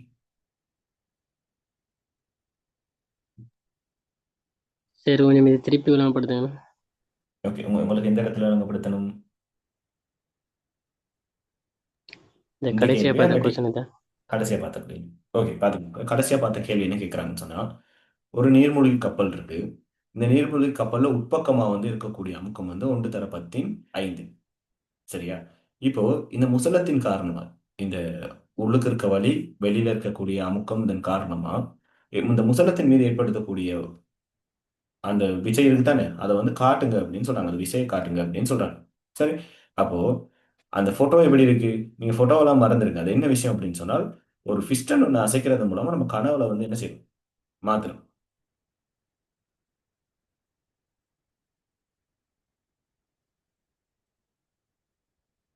ஓகேவா? அது எப்படின்னா, இப்ப பாருங்க, இப்படியே ஒரு லைன் இருக்கு. இந்த இடத்துல பிஸ்டன் இருக்கு. இப்ப பாருங்க, இது சூழலுக்கு இருக்கும், தண்ணிக்குள்ள தானே இருக்கு, தண்ணிக்குள்ள இருக்கு. இது ஒரு நீர்மூழ்கி கப்பல். சரியா? இப்ப இந்த பிஸ்டன் நீங்க என்ன செய்றீங்கன்னு சொன்னா அந்த பக்கமா தள்ளிட்டு போறீங்க. இப்படி தள்ளிட்டு போகும்போது என்ன செய்யும், இந்த இடத்துக்கு வந்துடும். இந்த இடத்துக்கு வந்துச்சு அப்படின்னு சொன்னா இதுல கனவுல என்ன செய்யும், நீர்மூழ்கி கப்பலோட கனவுல கூடும். சரி, இந்த மாதிரி ஒரு செயற்பாடு தான் அவங்க செய்யறாங்க. சரியா? அப்போ இந்த பிஸ்டனை அசைக்கும் போது இது எவ்வளவு ஆழத்துல இருக்கு, 100 மீட்டர் ஆழத்துல இருக்கு. இது இந்த நீர்மூழ்கி கப்பல் எவ்வளவுல இருக்கு, 100 மீட்டர் ஆழத்துல இருக்கு. அப்போ இந்த முசலத்தின் மீது இந்த பக்கம் இருந்து தாக்கக்கூடிய விசை என்னவா இருக்கும்? பி தர ஏயா இருக்கும். ஏன்? எஃப் சமன் அமுக்கும் தர குறுக்கு வெட்டு பரப்புன்னு நமக்கு தெரியும். சரியா? அடுத்து பாருங்க, இங்கேயும் அதே தான். பி தர ஏயா இருக்கும். இந்த பி இந்த இடத்துல இருக்கக்கூடிய இந்த அமுக்கம் எந்த அமுக்கமா இருக்கும்? இந்த நீர்மூழ்கி கப்பலுக்குள்ள இருக்கக்கூடிய அமுக்கம். அதுதான் அவங்க எவ்வளவுன்னு சொல்றாங்க? 1 தர 15ன்னு சொல்றாங்க. இந்த வெளியில இருக்கக்கூடிய அமுக்கம் இதைத்தான் நம்ம கண்டுபிடிச்சிருக்கோம் எவ்வளவுன்னு சொல்லி 11 தர 15ன்னு சொல்லி, அதாவது 100 மீட்டர் ஆழத்துல இருக்கக்கூடிய அமுக்கமா இருக்கும். அப்போ இது எவ்வளவா இருக்கும்? 11 தர 15 தர ஏயா இருக்கும். தரை. ஓகேவா? இதை குறிச்சு காட்டிட்டீங்கன்னா சரி. ஓகேவா தம்பி? Okay sir.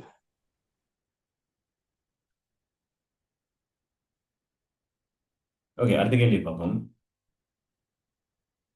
பாருங்க, முசலத்தை வெளிப்புறமாக 5 சென்டிமீட்டர் அசைப்பதற்கு மோட்டார் செய்த வேலை அது.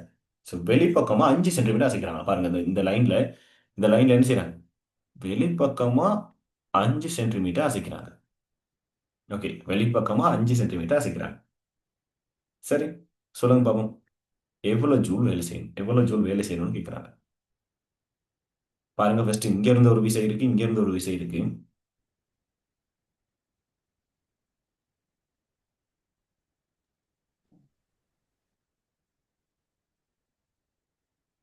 ஃபர்ஸ்ட் நீங்க என்ன செய்யணும்?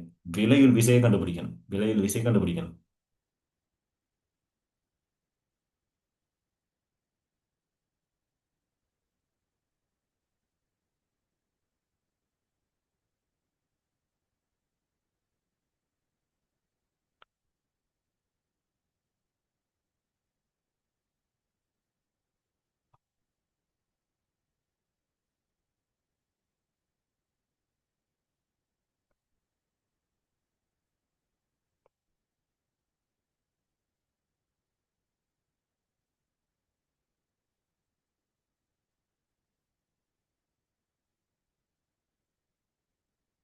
ஓகேவா? செஞ்சவங்க ஆன்சர் போட்டு விடுங்க.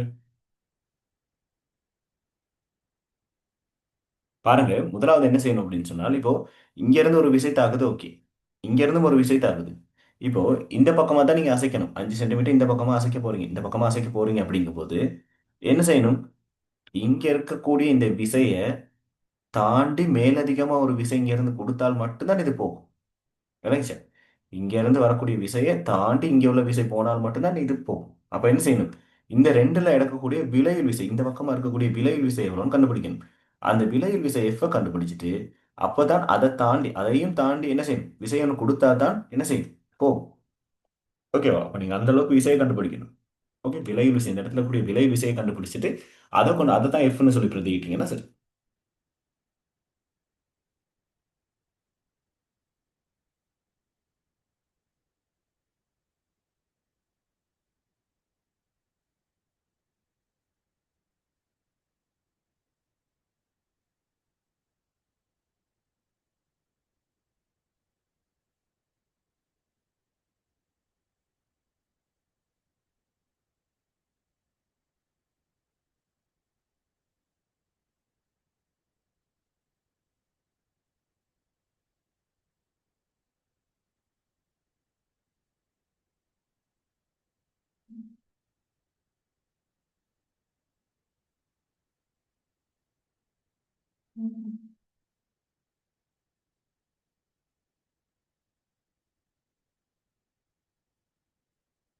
ஓகே, பாவம் பாருங்க. இப்போ இந்த இடத்துல இருக்கக்கூடிய விசை, இந்த இடத்துல என்ன வேணும் நமக்கு? இந்த இடத்துல விலையில் விசை ஒன்று வேணும். அப்பதான் இப்ப என்ன செய்யலாம்? இதை தாண்டிக்கிட்டு அசைக்கலாம். சரி, அப்ப பாருங்க, இந்த பக்கம் இருக்க விசை தான் பெருசா இருக்க போகுது. அப்ப எனக்கு தெரியும் இந்த பக்கமா தாக்குற விசை. நான் எஃப் தான் கண்டுபிடிக்க போறேன். இந்த பக்கமா என்ன இருக்கு? P100ல இருக்கக்கூடிய அமுக்கம், அதுல இருக்கக்கூடிய குறுக்கு வெட்டு பரப்பு. அதுல இருந்து நான் இந்த பக்கமா இருக்கக்கூடிய விசை கழிச்சு விட்டேன்னு சொன்னா எனக்கு இந்த பக்கம் எவ்வளவு விலை விசை இருக்குன்னு தெரிஞ்சிருந்தானே, இந்த பக்கம் எவ்வளவு இருக்குன்னு தெரிஞ்சிடும். அப்ப அதை தாண்டி தான் மேல கொடுக்கணும். ஓகே, அப்ப பாருங்க, இங்க இருக்கக்கூடியது பி ஏ நோப். சரி, ஏ ரெண்டுலையுமே போகுது. ஏன்னா முசலம் தானே, ரெண்டுக்கும் குறுக்கு வெட்டு பரப்பு போகுது. அப்போ நம்ம கண்டுபிடிச்சிருக்கோம் என்னது? 30 தர 10 மறை 4. ஓகேவா? அதோட பி நோட் இந்த இடத்துல இருக்கக்கூடிய அமுக்கம் எவ்வளோ? 11 தர 15. இங்க இருக்கக்கூடிய அமுக்கம் எவ்வளோ? 1 தர 15. அப்போ எனக்கு பேலன்ஸ் எவ்வளோ வரும் பாருங்க. 30 தர 10 மறை 4 தர இங்க 10 தர 10 5 இருக்கும். சரி, இப்ப சுருக்கணும் எப்படின்னு சொன்னா எனக்கு எப்படி இருக்க போகுது? 30 இங்க 10. ஸோ இங்க இது இன்னும் கழிப்பட்டால் இங்க ஒரு 10. அப்ப எனக்கு 3000 நியூட்டன் வரும். 3000 நியூட்டன். அப்ப இந்த இடத்துல எனக்கு இருக்கக்கூடிய விலகல் விசை இந்த பக்கமா, அதாவது இந்த முசலத்தை வெளியில தள்ள விடாமல் இந்த பக்கம் தள்ளுற விசை எவ்வளோ? 3000 நியூட்டன். சரி, அப்ப நான் என்ன செய்யணும்? இதை அசைக்கணுமா இருந்தா இந்த 3000 நியூட்டன் நான் என்ன செய்யணும்? இந்த பக்கம் இருந்து கொடுத்தா தான் இது இந்த பக்கம் போறதுக்கான சான்சஸ் இருக்கு. இல்லை, இந்த பக்கம் போறதுக்கான சான்ஸ் இருக்கு. ஓகே, அப்ப நான் என்ன செய்யணும்? இப்ப போங்க அப்படியே. செய்யப்பட்ட வேலை தான் கேள்வி. என்னது? வேலை சமன் விசை தர விசை திசையில் அசைந்த தூரம்னு வரப்போகுது. சரி, அப்போ வேலை சமன் எஃப் வந்து உங்களுக்கு 3000 எவ்வளோ? 5 சென்டிமீட்டர். அப்போ 5 சென்டிமீட்டர் அப்படிங்கும்போது 0.05 மீட்டர். இப்போ அப்படியே சுருக்கணிங்க அப்படின்னு சொன்னாலும் உங்களுக்கு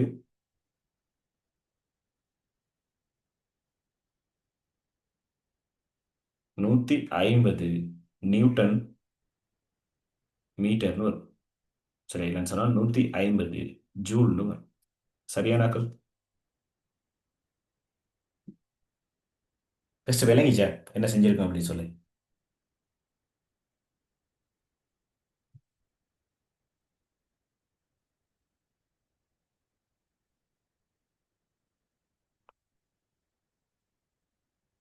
இந்துசன், மெர்சியன்.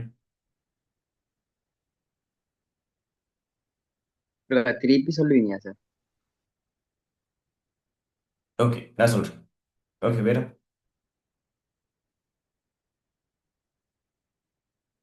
வேற வேற யாருக்கும்? சரி, பார்த்துக்கோங்க. இப்போ நீங்களும் உங்க ஃப்ரெண்டும் என்ன செய்றீங்கன்னு சொன்னா கையை வச்சு தள்ளிட்டு இருக்கீங்க.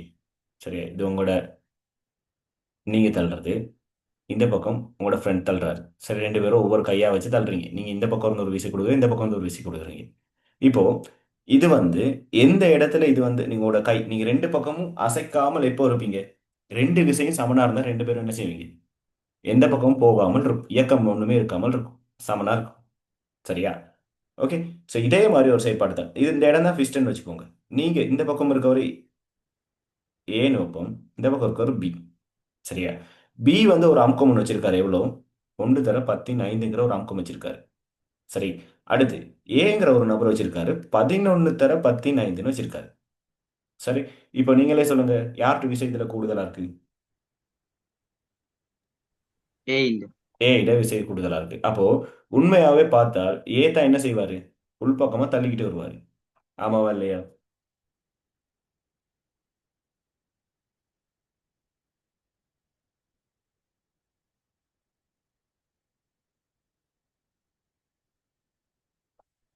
இப்போ எவ்வளவு தள்ளிட்டு வரணும் பாருங்க. அவர் எவ்வளவு தள்ளிட்டு வருவாரு? நீங்க இவ்வளவு வச்சிருக்கீங்க, இவர் இவ்வளவு வச்சிருக்காரு. சரி, ரெண்டு பேரோட குறுக்கு வெட்டு பரப்பு சமன் எவ்வளவா இருக்கு? ஏ வந்து 30 சென்டிமீட்டரா இருக்கு. சரியா? இப்போ நீங்க இந்த பக்கமா தள்ள போறீங்க அப்படின்னு சொன்னால் இந்த பக்கம் தான் தள்ளிக்கிட்டு இருக்கீங்க. ஓகே, இப்போ பிங்கிற நபர், இப்போ நீங்க இவரை எதிர்த்து தள்ளணும் அப்படின்னு சொன்னால் உங்களுக்கு இன்னும் உங்களுக்கு மேலதிகமா எவ்வளவு அமுக்கம் தேவை? இந்த பக்கமா இவர் தள்ளுறதா இருந்தா மேலதிகமா உங்களுக்கு என்ன தேவை? எவ்வளவு தேவைப்படும்? 10 தர 15. 10 தர 15ங்கிற ஒரு அமுக்கம் இந்த பக்கம் வந்து தேவை. சரியா? அப்போ இந்த 10 தர 15ங்கிற அமுக்கம் என்னவா இருக்கு? விலையுள்ளா இருக்கு. எந்த பக்கம்? இந்த பக்கமா இருக்கு, விலையு. இப்ப இவரை எதிர்த்து நீங்க இந்த பக்கமா ஒரு 5 சென்டிமீட்டர் இவரை தள்ளணும் அப்படின்னு சொன்னால் இதை தாண்டி ஒரு விசை ஒன்று இருந்தா தானே உங்களால தள்ள முடியும் அந்த பக்கம். விளங்குச்சு? ஆமாம் அப்போ சார். இவரை தாண்டிய ஒரு விசை ஒன்று உங்களுக்கு தேவை. அப்போ இதுதான் நடுநிலை புள்ளி. அப்போ இவரை தாண்டிய ஒரு என்ன தேவை? ஒரு விசை ஒன்று இருந்தா தான் நீங்க இவர் 5 சென்டிமீட்டர் இந்த பக்கம் தள்ளலாம். அப்ப என்ன பார்க்கலாம்? இவர் இந்த பக்கம் இருந்து உங்களுக்கு தேவைப்படுற என்னது? நீங்க வந்து அசைச்சிட்டீங்கன்னு சொல்லிட்டாங்க, நீங்க இவ்வளவு விஷயம்லாம் கொடுத்து அசைச்சிட்டீங்கன்னு சொல்லிட்டாங்க, அது நமக்கு தேவையில்லை. செய்யப்பட்ட வேலை தான் அங்க கேள்வியா இருக்கு. அப்போ இவரை தாண்டி நீங்க அசைக்கணுமா இருந்தா இவருடைய அமுக்கத்துக்கு சமனான ஒரு அமுக்கம் ஒன்று கொடுத்திருந்தா தான் நீங்க என்ன செய்யலாம்? இந்த பக்கமா கொஞ்சம் சரி போகலாம். அதை தாண்டி ஒரு அமுக்கம் தேவை. சரி, இப்ப நம்ம சரியா நடுநிலை பார்த்தோம் அப்படின்னு சொன்னால் இவரை தாண்டி நீங்க என்ன செய்றீங்க? 10 தர 10 ன் 5ங்கிற ஒரு அமுக்கத்தை கொடுத்து அந்த குறுக்கு வெட்டு பரப்பளவு எவ்வளோ? 30 சென்டிமீட்டர் இருக்கும். அப்போ எவ்வளவு விசை? 3000 நியூட்டன் நீங்க கொடுத்து தான் என்ன செஞ்சிருக்கணும்? 5 சென்டிமீட்டர் இந்த பக்கம் அசைச்சிருக்கணும். சரியா?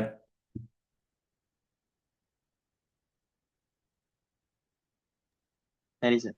ஓகேவா? அப்போ அவர் அந்த பக்கம் தள்ளிக்கிட்டு இருக்காரு. நீங்க உங்க பக்கம் இருந்து என்ன செய்யணும்? அவரை தாண்டி ஒரு விசை ஒன்று கொடுத்திருந்தா தான் அசைஞ்சிருக்கும். அப்போ அந்த மாதிரி நீங்க கொடுத்திருக்க வேண்டிய விசை எவ்வளவு? 3000 நியூட்டன். ஓகே, எப்பவுமே நல்லா ஞாபகம் வச்சுக்கணும். என்னது? அமுக்கம் சமன் விசையின் கீழ் பரப்பு.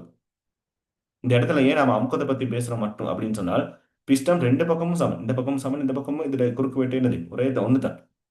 அப்ப நம்ம இதை பத்தி பேச மாட்டோம், அமுக்கத்தை பத்தி மட்டும் பேசுறோம். அப்ப அமுக்கத்தோட குறுக்கு வெட்ட பரப்பும் போது நமக்கு என்ன வந்துடும்? எஃப் வந்துடும். ஓகேவா? அப்ப இந்த 3000 நியூட்டனை நீங்க என்ன செய்றீங்க? 5 சென்டிமீட்டர் அசைக்கிறதுக்கு இவரை எதிர்த்து நீங்க கொடுத்துருக்கீங்க. கொடுத்தா தான் 5 சென்டிமீட்டர் இவர் என்ன செஞ்சிருக்காரு? அசைஞ்சிருக்காரு. அப்ப 5 சென்டிமீட்டர் அசைகிறதுக்கு நீங்க செய்யப்பட்ட வேலை எவ்வளவா இருக்கு? 150 ஜூலா இருக்கு. ஓகேவா? கிளியரா ஆக்கள் ரைசன் பண்ணுங்க பார்ப்போம். இன்னொரு தடவை நீங்களே ட்ரை பண்ணி பாருங்க கேள்வி. சரி, இன்னொரு தடவை நீங்களே ட்ரை பண்ணி பாருங்க.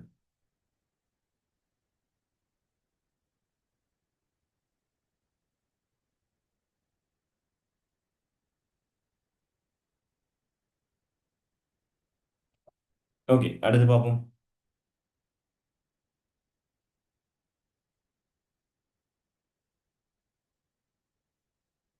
ஓகே, பாருங்க. 10வது எஸ்ஸே வந்திருக்கு. ஸோ மின்னியலோட சம்மந்தப்பட்ட மாதிரி வந்திருக்கு. பாருங்க, தடை 1 ஓமை கொண்ட ஓர் ஓட்டத்தை கொண்டு செல்லும் கோல் PQ ஆனது உருவில் காட்டப்பட்டுள்ளவாறு ஒரு சீரான காந்தப்புலத்தில் வைக்கப்பட்டுள்ளது. கோல் PQ ஆனது 1.5 B மின்கலத்துடன் இணைக்கப்பட்டுள்ளது. ஓகே, PQங்கிற ஒன்று இருக்காம். இது 1 ஓம் தடையை கொண்டதாம். 1 ஓமாம். இவர் ஓகே பேட்டரி ஒன்னோட இணைச்சிருக்காரு. ஓகே, சரி. அடுத்து என்ன கேட்குறாங்க? உருவை பிரதி செய்து காந்தப்புலத்தின் விளைவாக, ஸோ காந்தப்புலம் சீரான காந்தப்புலமும் இருக்கு இங்கே. சீரான காந்தப்புலம் ஒன்று. உருவை பிரதி செய்து காந்தப்புலத்தின் விளைவாக கோல் PQ மீது பிரயோகிக்கப்படும் விசையின் திசையை குறிக்க. ஓகே, விசையின் திசையை வந்து குறிங்க அப்படின்னு சொல்றாங்க. எந்த பக்கம்?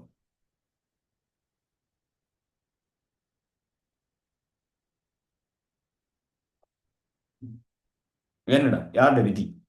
யாரோட விதியை பயன்படுத்தலாம்?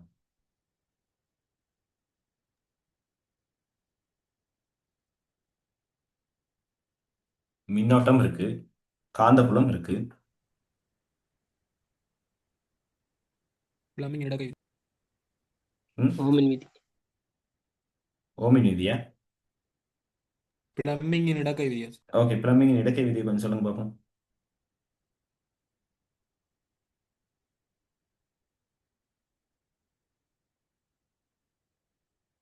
இடக்கையின் முதல் 3 விரல்களையும் ஒன்று ஒன்று செங்குத்தாக பிடிக்கும் போது ஓகே, பெருவிரலானது கடத்தியின் இயக்க திசையையும் நடுவிரலானது அஹ், காந்தப்புல திசையை குறிக்கும் போது அப்படி இது என்னது தொடுவிரலானது கண்டுபிடி காந்தப்புல திசையை குறிக்கும். இது என்னது கண்டுபிடிக்க நடுவிரலானது இடக்கை விதி என்னது மின்னோட்டத்தை குறிக்காட்டுறதுக்காக பயன்படுத்துவீங்க? மின்னோட்ட ம், என்னது சொல்லுங்க. மி- ஓகே, கையில பக்கத்துல நோட்ஸ் இருந்தா எடுத்து பாருங்க வழக்கை விதி. பார்ப்போம். போய் கேடுங்க.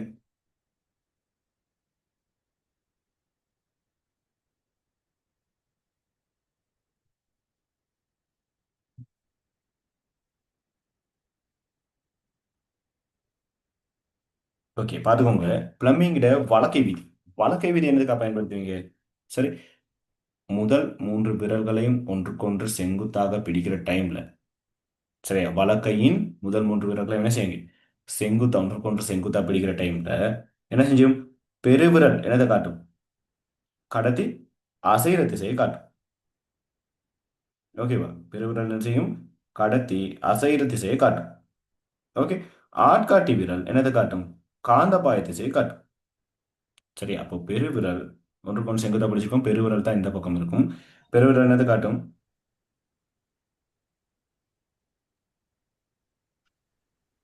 இயக்கத்தின் திசையை திசையின் காட்டும். கடத்தின் அசையும் திசையை காட்டும். சரி, அப்போ நடுவிரல் உங்களுக்கு என்னது காட்டும்? நடுவிரல் என்னது காட்டும்? காந்தப்புலத்தின் திசை. ரைட். நடுவிரல் வலக்கையில நடுவிரல் என்னது காட்டும்? மின்னோட்ட திசை ஓட்டத்தின் காட்டும். திசை. ஓட்டத்தின் திசை காட்டும். ஞாபகம் வச்சுக்கணும். இதுல ஓர்டர் இருக்குடா. இப்போ முதல் மூணு இதுல வந்து என்ன செய்வீங்க? இதுல ஓட்டத்தை சொல்லுவோம். கடைசியா ஓட்டத்தை சொல்லுவோம். சரி, இடக்கையில வந்து என்ன செய்வீங்க? மாத்தி சொல்லுவீங்க. சரி, அப்ப இடக்கையில எப்படி காட்டுவீங்க? இடக்கையில ஆட்காட்டி விரல் காந்தப்புலத்தையும் நடுவிரல் வந்து மின்னோட்ட திசையும் காட்டும் போது பெருவிரல் என்னது காட்டும்? கடத்தி அசைர திசையை காட்டும். சரியா? ஞாபகம் வச்சுக்கணும். பிளம்பிங் இலக்கை விதி வலக்கை விதி. ஓகே. சோ இங்க பாருங்க, இங்க அப்படி அப்ளை பண்ணுங்க. இங்க மின்னோட்டம் எங்க இருந்து எங்க போகும்?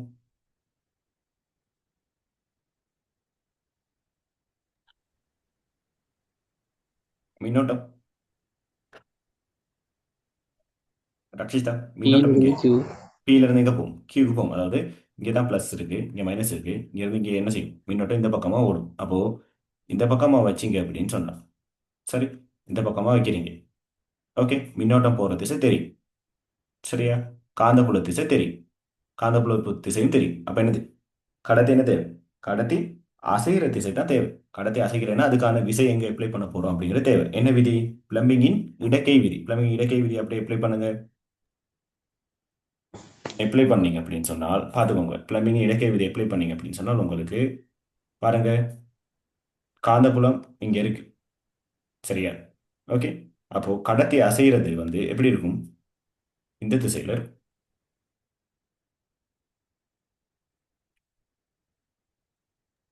இப்படி இருக்கும். ஓகேவா? நடுவிரல் எப்படி வைங்க? மின்னோட்ட திசை.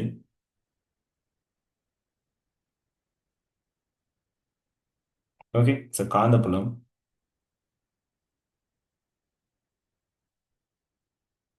இப்படி கடத்தி அசைகிற திசை இந்த பக்கமா வரும்.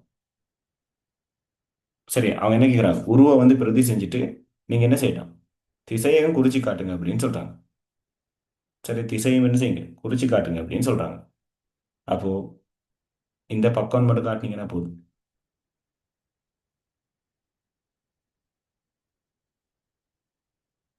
நல்லா ஞாபகம் வச்சுக்கணும். கடத்தி அசைகிற திசையை பார்க்கறதுக்கு இடக்கை விதி. சரி, மின்னோட்டத்தை கண்டுபிடிக்கிறதுக்கு வலக்கை விதி. ஓகே, டவுட் இருந்தா கேளுங்க பார்ப்போம் இதுல. ஓகே, இதுக்கான சமன்பாடு என்னடா? இப்ப விசையை சொல்லிட்டீங்க, விசை எந்த பக்கம் சொல்லிட்டோம், என்ன சமன்பாடு? Bill sign thetas. ஓகே, ஒரு கோணத்தோட வச்சிருந்தோம் அப்படின்னு சொன்னால் என்ன வரும்? எஃப் சமன் பிஐஎல் என்ன தீட்டா? சைன் தீட்டா வரும். கோணத்தோட இருந்தால், கோணம் இல்லைன்னு சொன்னால் பில் மட்டும்தான் வரும். ஓகேவா? சரி, அடுத்த கேள்வி பாருங்க. போல் பிக்கின் ஊடான மின்னோட்டத்தை உள்ள ஓட்டத்தை காண்கன்னு சொல்றாங்க. சரி, அதுக்கு முன்னாடி ஓகே, சுஜிதன் சொல்லுங்க பார்ப்போம். மேக்ஸ்வெல்லின் தக்கை திருகு விதி சொல்லுங்க. மேக்ஸ்வெல்லின் தக்கை திருகு விதி. ஈட்டை காக்கள் கொஞ்சம் ரைசன் பண்ணுங்க. இதுல உள்ள ஈட்டை காக்கள் ஆஸ்பெக் மேக்ஸ்வெல்லின் தக்கை திருகு விதி சொல்லுங்க பார்ப்போம்.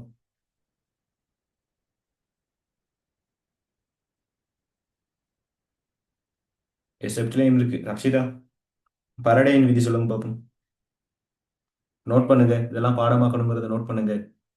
மேக்ஸ்வெல்லின் தக்கை திருகு விதி, பரடேயின் விதி, லென்ஸின் விதி, இதெல்லாம் நோட் பண்ணி வச்சுக்கணும்.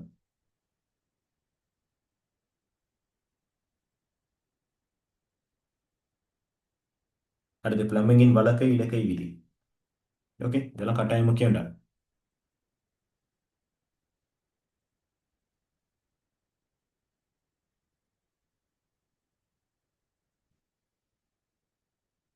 என்னென்ன சமன்பாடு இருக்கு?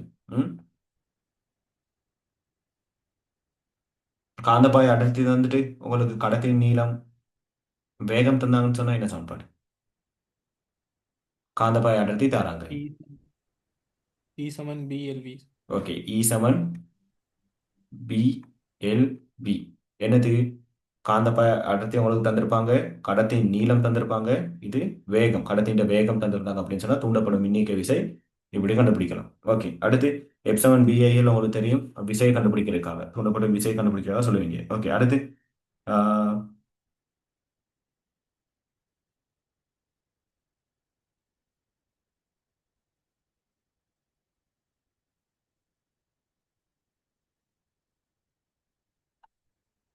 ஓகே, இந்த ரெண்டு சமன்பாடு தான் முக்கியம். அடுத்து பரடையின் விதியில இருந்து இருக்கு. இ சமன் டெல்டா பையன் கீழ் டெல்டா டி, ஞாபகம் இருக்காதா? எஸ்எஃப்டிலையும் இருக்கு. ஈட்டை காக்கள் கட்டாயம் ஞாபகம் வச்சுக்கோ. ஓகே, பாருங்க கீழே பாருங்க, உங்களுக்கு என்ன கேட்குறாங்க?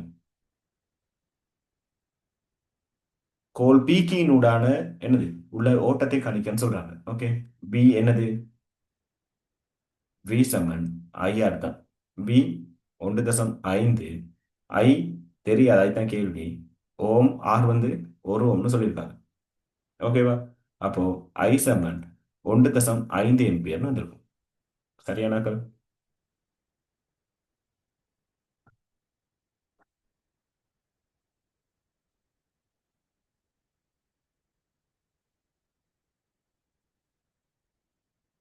ஓகே, அடுத்து பாருங்க.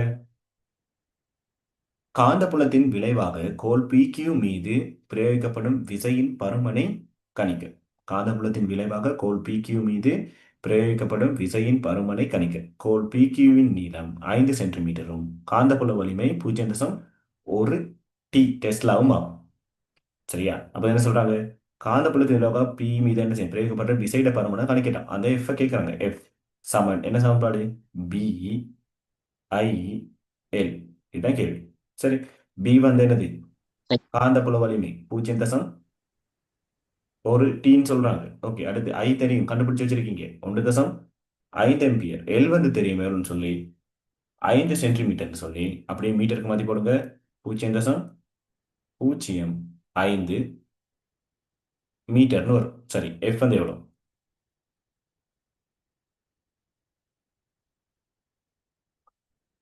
எப்படி பெருமன் என்னடா?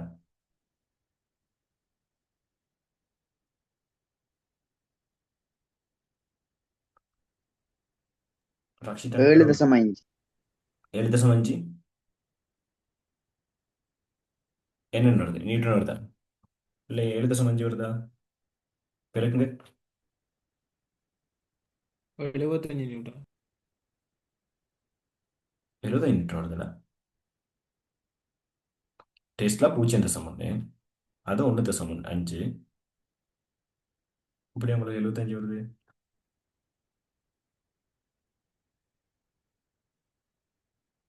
பூஜ்ஜியம் தசம் ஒன்று தர 1.5 தர 0.05 எவ்வளோ வருது? உங்களுக்கு வர எஃப் சமன் 0.0075 வரும். இதை சுருக்குனீங்க அப்படின்னு சொன்னால் 1 2 ரெண்டு பக்கம் 3 4, ஓகே 4 வரைக்கும் போடலாம்.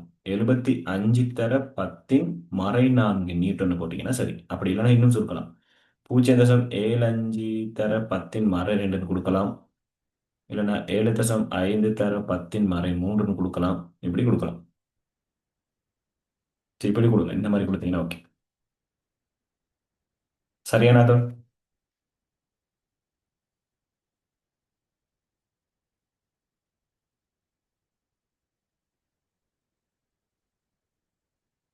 ஓகே, அடுத்து பாருங்க, நல்ல ஒரு கேள்வி. உடவளவை நீர்மின் வலு நிலையம் 2 மெகாவாட் மின்னை உற்பத்தி செய்து 50 கிலோமீட்டர் தூரத்தில் இருக்கும் அம்பலாந்தோட்டை மின் உப நிலையத்திற்கு வழங்குகின்றது. ஓகே, உடவளையில நீர்மின் நிலையம் இருக்காம்.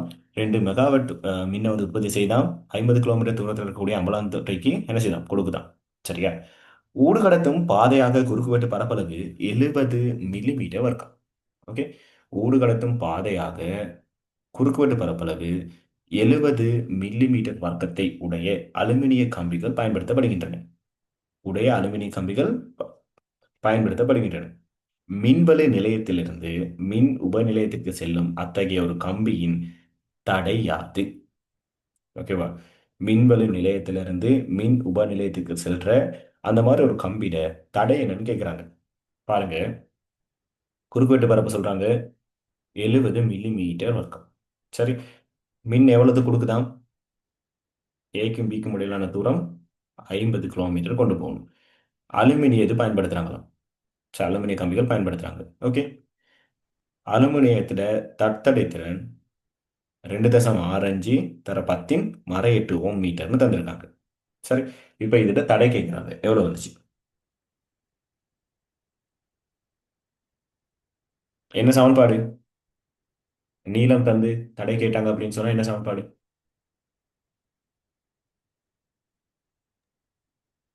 டிலக்ஷன். ஆர் சமன் ரோ ஈக்குவல் ஓகே, ஆர் சமன் ட்ரோ எல்லின் கீழ் என்ன வரும்? ஏன்னு வரும். சரி, ஆர் தெரியாது, ட்ரோ தந்திருக்காங்க எவ்வளோன்னு சொல்லி 2.65 தர 10 (8ன்னு தந்திருக்காங்க. ஓகே, 2.65 தர 10 (8). எல் வந்து நமக்கு தெரியும் எவ்வளோன்னு சொல்றாங்க, 50. 50 என்னது? 50 கிலோமீட்டர். ஓகே, அப்போ மீட்டருக்கு மாத்திக்குவோம். 50 தர 1000. சரி, அதன் கீழ் ஏ தராங்க குறுக்கு வெட்டு பரப்பளவு எவ்வளவாம்? 70 மில்லிமீட்டர் வர்க்கம். 70 மில்லிமீட்டர் வர்க்கம்னு தராங்க. பாருங்க, 70 மில்லிமீட்டர் வர்க்கம். சரியா? மில்லிமீட்டரை மீட்டருக்கு மாத்த என்ன செய்யணும்? எத்தனை தடவை இங்க மில்லிமீட்டர் வர்க்கங்கிற மீனிங் என்னது? மில்லிமீட்டர் தர மில்லிமீட்டர். சரி, ஒரு தடவை பிரிக்கிறதுக்கு நாம என்ன செய்யணும்? என்ன செய்யும்? 1000தால என்ன செய்யும்? பிரிப்போம். ஓகே, அப்போ 2 தடவை இங்கே பெருக்கப்பட்டிருக்கு. அப்போ 1000 1000 என்னத்தால போடணும்? 70 தர எத்தனை? 10 (6). சரி, சுருக்குங்க பார்ப்போம் எவ்வளோ வருது.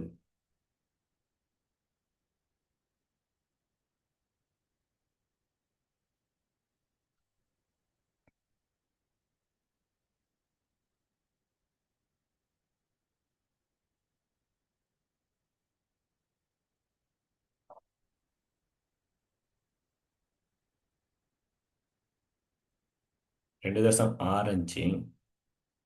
ஓகே, 5 இருக்கட்டும்.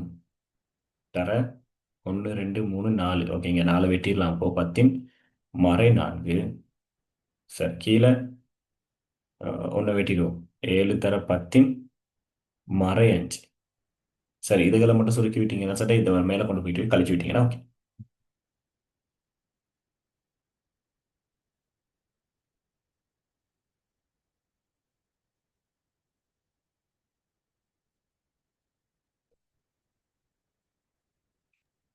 சுஜிதன் 18.92 வருமா?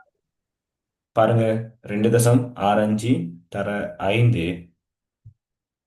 அதை என்ன செய்ய போறோம்? பிரிக்க போறோம். 7ஆல 1.89 கிட்ட வரும். சரியா? பாருங்க, 1 தசம் இதை இந்த இடத்த மட்டும் சுருக்கணும். சரியா? வேற மட்டும் சுருக்கணும். 1.82. ஓகே, 892 சம்திங் வரும். சரி, இப்போ நாம இந்த 10 இது மேலே கொண்டு போறோம். வேற பாருங்க, 10 (4) இருக்கு. அதோட 10 இது மறை என்ன ஆயிரும்? ப்ளஸ்ஸாக மாறிடும். அப்போ இது வந்து வெட்டுப்பட்டா 10 பேலன்ஸ் பண்ணும். அப்போ 18.92 ஓம்னு வரும். சரியானாக்கள்?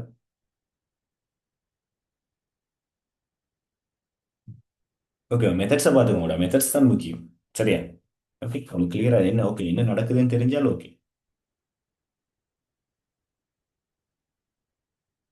ஓகே, அடுத்த கேள்விக்கு போவோம்.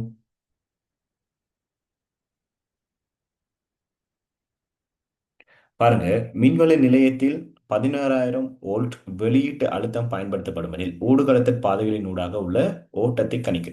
ஓகே, என்ன சொல்றாங்க? 11,000 வோல்ட் வந்து என்ன செய்யலாம்? அழுத்தம் வந்து பயன்படுத்துறாங்களாம். சரி, இப்போ என்ன கேட்குறாங்க? ஊடுகடத்தல் பாதைகளின் ஊடாக உள்ள ஓட்டம் என்னன்னு கேட்குறாங்க. பாருங்க, என்ன சமன்பாடு? நமக்கு என்ன தெரியும்? வோல்ட் தெரியும். சரி, என்னது கேட்குறாங்க? ஓட்டம் கேட்குறாங்க. பாருங்க, என்ன போடலாம்?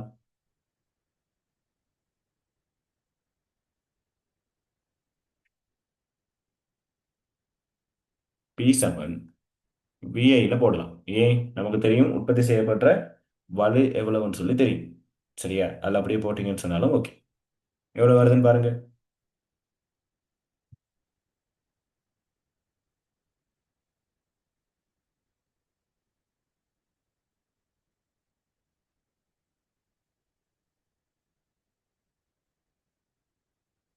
என்னது உற்பத்தி செய்யற வலு? 2 மெகாவாட்னு சொல்றாங்க. சரி, அடுத்து V வந்து 11,000 வோல்ட். சரி,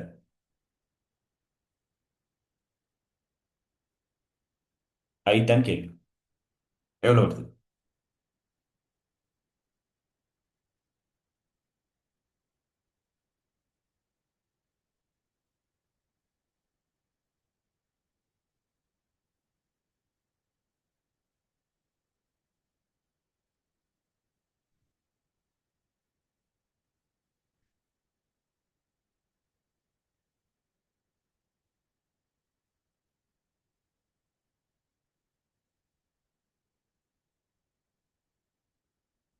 சொல்லுங்க பார்ப்போம். மெகாவாட் அப்படிங்கிறது என்னது? 2 தடவை மெகாவாட் அப்படிங்கிறது என்னென்ன வரும்? 19 10 எத்தனை? 16 16. 16 ஓகே, இங்க பாருங்க. 11,000 11 தர 10 3 போடுவோம். 7 சரி. இவரை சுருக்கியாச்சு. ஸோ மேலே அப்போ 2,000 பிரிங்க 11 I7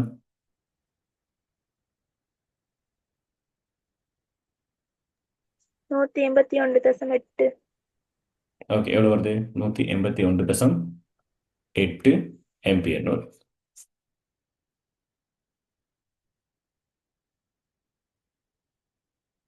அடுத்து 3வது கேள்வி பாருங்க. இதிலிருந்து ஓர் ஊடுகடத்தல் பாதையினூடாக இழக்கப்படும் சக்தியை காணிக்கும். இதுல இருந்து என்னது? இழக்கப்படுற சக்தி என்னன்னு கேட்குறாங்க. இதுல இருந்து ஒரு ஊடுகடத்தல் பாதையினூடாக இழக்கப்படும் சக்தி. சக்தி எல்லாம் செய்யலாம். என்ன சமன்பாடு? P7 என்னது? I வர்க்கம் R. P7 I வர்க்கம் R தான் நான் பயன்படுத்துறேன். ஏன்னா அங்க தடையும் இருக்கு. இங்க மின்னோட்டத்தை நீங்க கண்டுபிடிச்சிட்டீங்க. அப்போ மின்னோட்டம் வேற கண்டுபிடிச்சிருக்கீங்க. 181.8 கண்டுபிடிச்சிருக்கீங்க. ஓகே, அதன் வர்க்கம் R எவ்வளோன்னு கண்டுபிடிச்சிருக்கீங்க? 18.92 கண்டுபிடிச்சிருக்கீங்க. ஓகே, P7 எவ்வளோ வருது?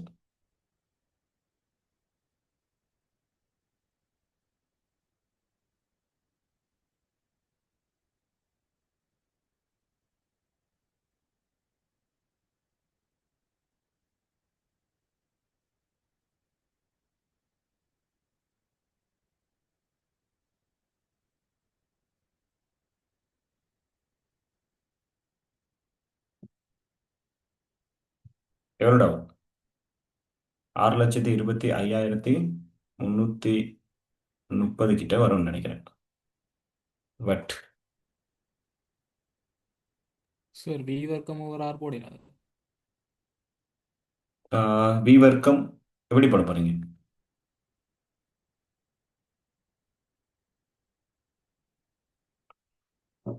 போடுங்க, ஆன்சர் வருதான் பாருங்க.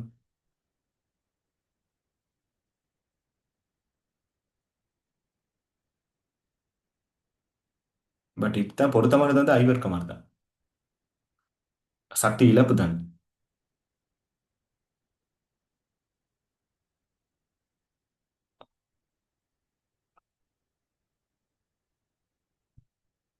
ஓகேவா? ஸோ இவ்வளோ வட்கெல்லாம் என்ன செய்யும்? செலவாகுது.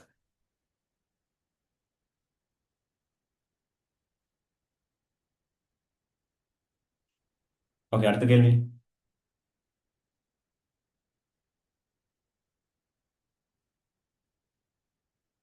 பாருங்க, அடுத்து சொல்றாங்க, வலு நிலையத்தில் 11,000 வோல்ட்டிற்கு பதிலாக 33,000 வோல்ட் பயன்படுத்தப்படும் எனின் மேலே 2லும் 3லும் உள்ள கணிப்புகளை மீண்டும் செய்யணும்னு கேட்குறாங்க. 2, 3 ஊடுகடத்த பாதையினூடாக உள்ளக்கூடிய ஓட்டம், அடுத்து ஊடுகடத்த பாதையினூடாக இழக்கப்படும் சக்தி.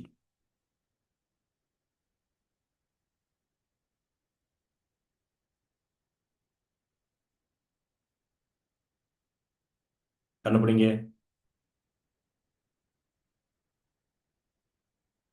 என்னதுல போடலாம்? P7 V ஐல போட்டீங்கன்னு சொன்னா ஓகே 33,000ன்னு சொல்றாங்க. I10 I உங்களுக்கு தெரியும் தானே? ஐயும் கண்டுபிடிக்கணுமா? ஓகே, ஐயை கண்டுபிடிக்கணும்.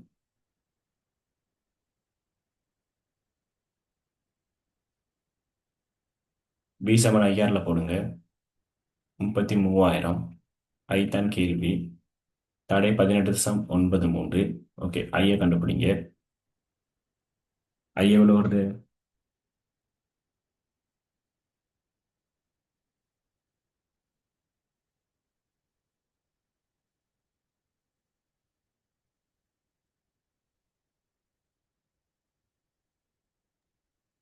$174.32. எவ்வளோ வருது?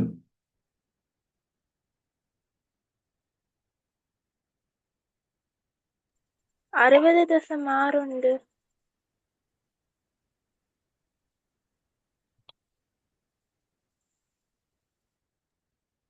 60.6 தான். ஓகே, P7 இதில் போடுங்க. P7 விஐயில் P7 VI. பி வந்து 2 மெகாவாட். ஓகே, 10 × 6. வி வந்து 33,000.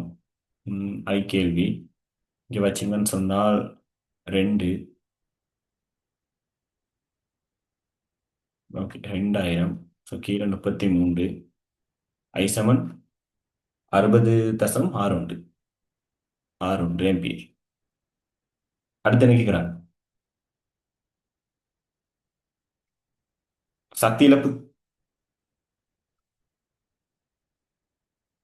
சக்தி இழப்பு போடுங்க. ஐ வர்க்கம் மாறல.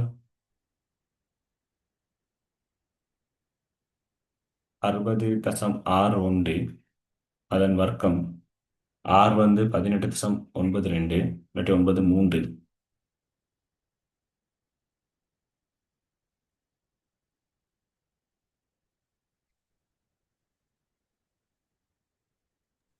அறுபத்தி 9,540.7 வாட்.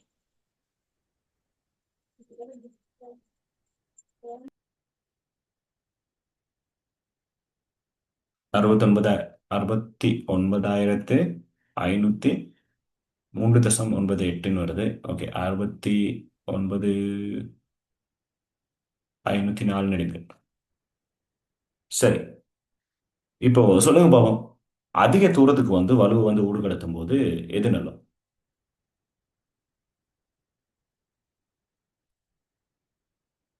எது நல்லது? அதிக தூரத்துக்கு வோல்ட் அளவு வந்து அதிக தூரத்துக்கு நீங்க ஊடுகடத்த போறீங்க. நீங்க என்ன செய்யறது நல்லது? எப்படி கொண்டு போகணும்?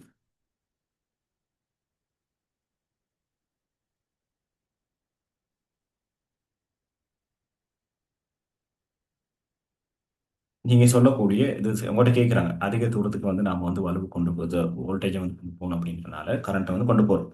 இதுக்காக உங்ககிட்ட வந்து சொல்றாங்க, நீங்க ஐடியாஸ் எதுவும் சொல்லுங்க அப்படின்னு சொல்றாங்க. நீங்க என்ன சொல்லணும்? என்ன சொல்லுவீங்க?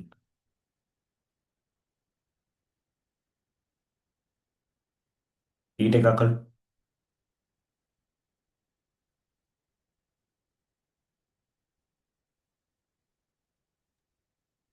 வோல்ட்டை கூட்டி கொண்டு வரும். வோல்ட்டை கூட்டி கொண்டு போகணும். ஏன் கூடுதலாக கொண்டு போகணும்? என்ன காரணம்?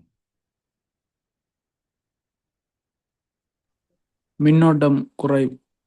மின்னோட்டம் குறையும். ஓகே, அதனால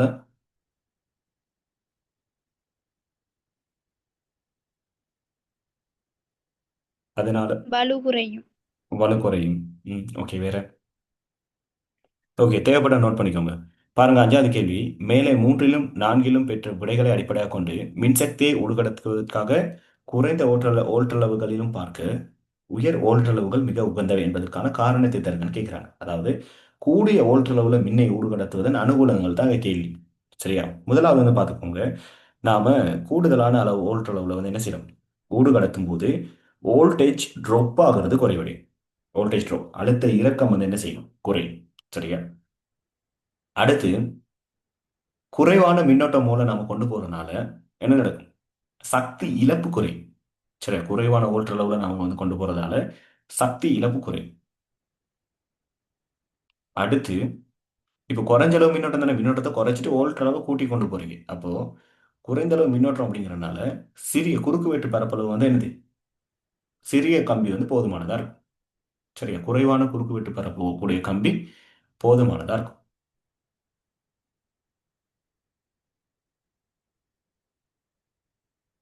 ஓகேவா? இது மூணையும் நோட் பண்ணிக்கிட்டீங்கன்னா சரி.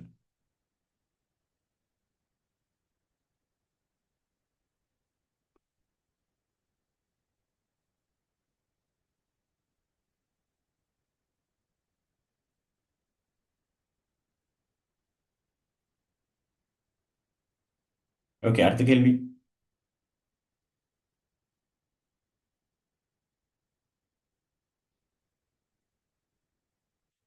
வெப்பவியலோட சம்மந்தப்பட்ட மாதிரி வந்திருக்கு.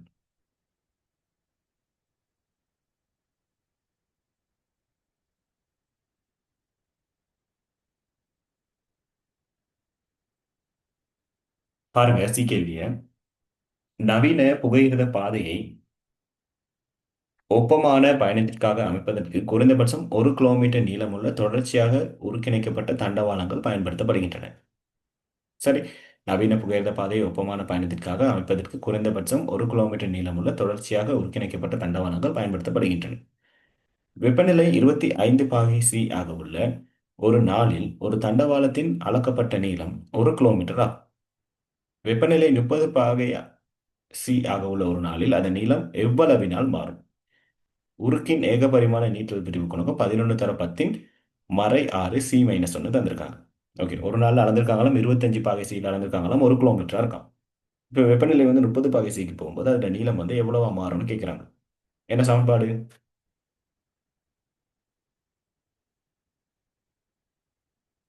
என்ன சமன்பாடு?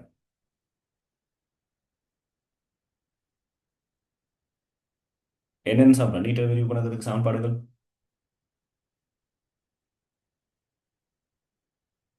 என்னடா சொல்லுங்க. எப்படி சொல்லலாம்? இறுதி இறுதி நீளம் கேட்டாங்கன்னு சொன்னா L2 சமன் L1 என்ன செய்யலாம்?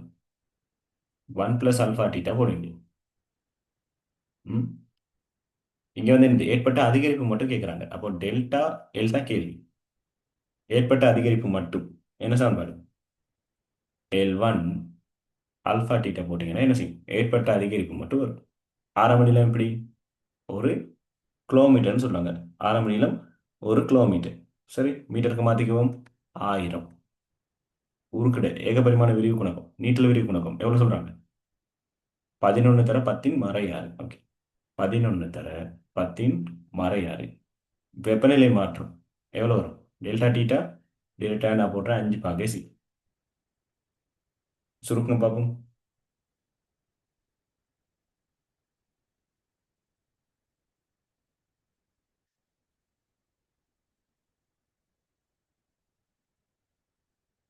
ஒன்று 2 3 55/10 மறை 3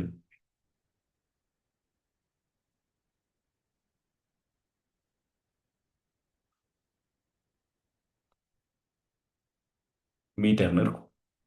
சுருக்குனீங்க அப்படின்னு சொன்னால் 1 2 3 0.055 மீட்டர்னு வரும். சரியானாக்கள்?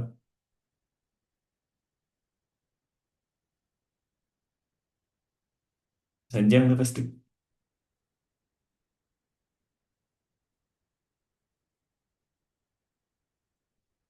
இந்த முறை நீட்டல் விரிவுனா பெருசா வெப்பவியல் பார்ப்போம். சரியா, ஃபைனல் பார்க்கும்போது பார்ப்போம் என்ன வரலாம் கேள்வின்னு சொல்லி. ஓகே, அடுத்து பாருங்க. வெப்பநிலை 25°C ஆக உள்ள ஒரு நாளில் இத்தண்டவாளம் கிடைக்கட்டுகளில் ஸ்லீப்பர்ஸ் ஏற்பட்டுள்ளது. கிடைக்கட்டைகளில் ஏற்றப்பட்டுள்ளதுன்னு போட்டிருக்காங்க. வெப்பநிலை 30°C உயருமெனில் இத்தண்டவாளத்தின் எவ்வளவு சக்தி தேக்கி வைக்கப்படும்? சரியா, 30°C என்னது உயருமெனில் இத்தண்டவாளத்தின் எவ்வளவு சக்தி தேக்கி வைக்கப்படும் அப்படின்னு கேட்குறாங்க.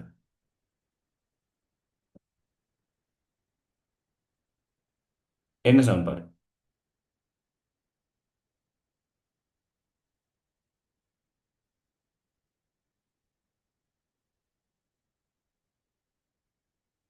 இழுவை சொல்லியிருக்காங்க. இழுவை 30°C 1 கிலோமீட்டர் தண்டவாளத்துல 30°C உண்டாகிற இழுவை தந்திருக்காங்க.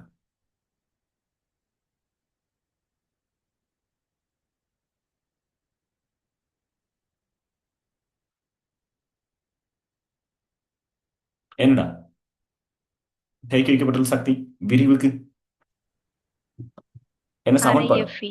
அரை எஃப்இ. சமன்பாடு மட்டும் சொல்லுங்க பார்ப்போம். அரை எஃப்இ. ஓகே, அவ்வளவுதான். அரை எஃப்இ. அரை தெரியும். எஃப் அவங்களே தந்திருக்காங்க என்னன்னு சொல்லி 4.4 தர 10 5 நியூட்டன் அப்படின்னு சொல்லி. ஓகே, அதை அப்படியே போடுங்க. 4.4 தர 10 நியூட்டன். இ வந்து நீங்க எவ்வளவு கண்டுபிடிச்சு வச்சிருக்கீங்க? இ கண்டுபிடிச்சு வச்சிருக்கீங்க 55 தர 10 - 3. சரி, அரை 4.4 வந்து 44 போடுவோம். 44. ஓகே, இங்க 55. இது ரெண்டையும் சுருக்குனீங்க அப்படின்னு சொன்னால் இந்த இடத்துல 11 பேலன்ஸ் வரும். அப்படியே சுருக்குங்க ஃபுல்லா.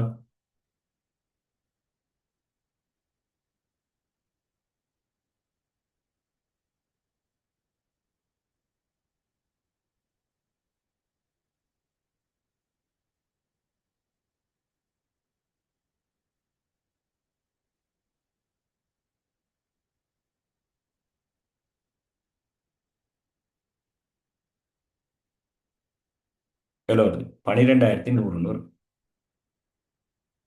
சரியானாக்கள் 12,100 ஜூல்.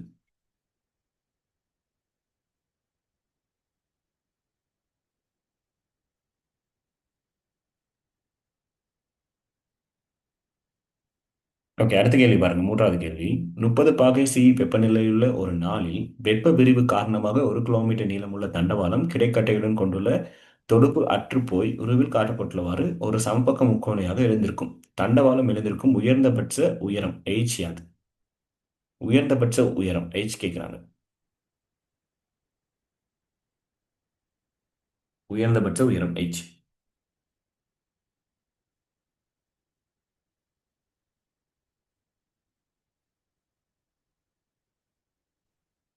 என்னடா என்ன சொல்லலாம்?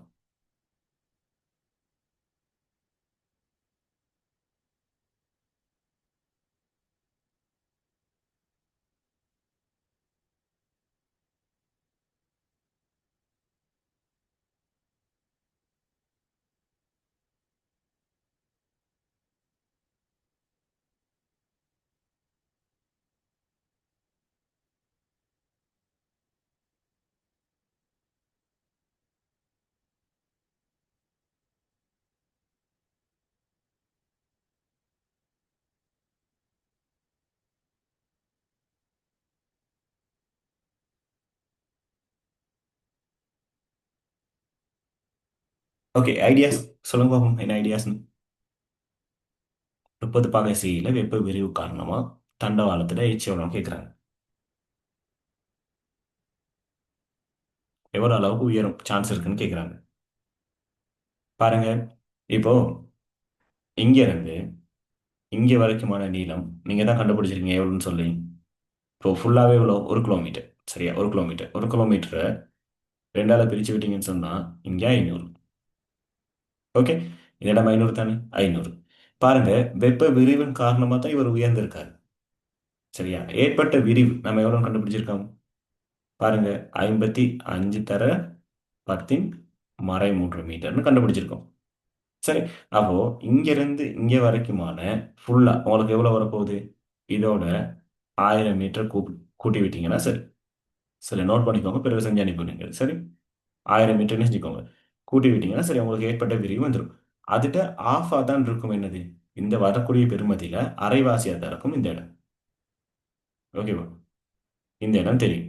இப்போ பைதகரசின் தேற்றத்தை போட்டு இந்த எச்சை கண்டுபிடிங்க பார்ப்போம்.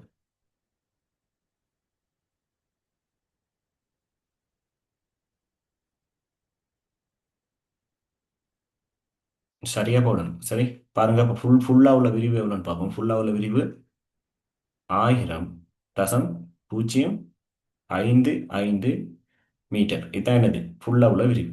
சரி, இதை 2ஆல பிரிச்சு விடுங்க.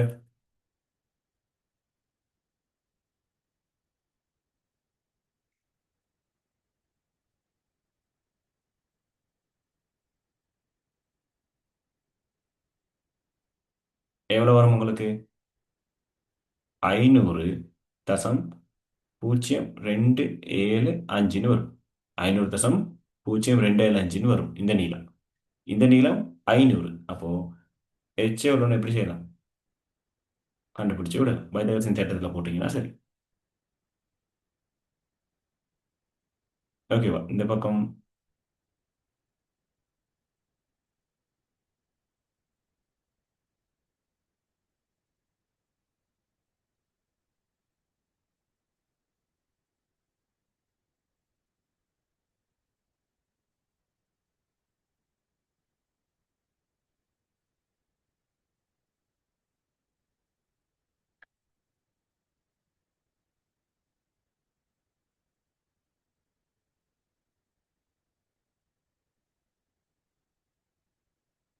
கழிச்சிட்டு பைஜாக் தேற்றத்தில் கண்டுபிடிங்க. சரியா? கண்டுபிடிச்சிட்டு ஆன்சர் அனுப்பிவிடுங்க பார்ப்போம்.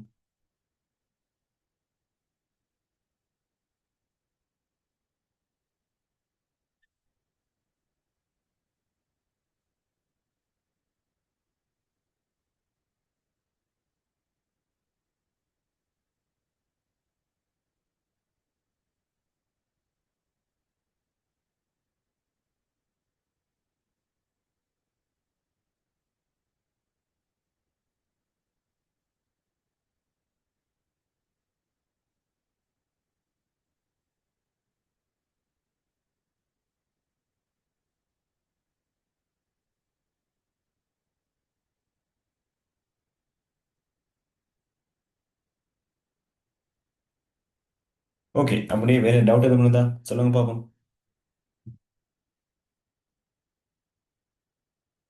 இந்த கேள்வியை கொஞ்சம் அழகா செய்யுங்க. கேள்வியை நல்லா செய்யுங்க.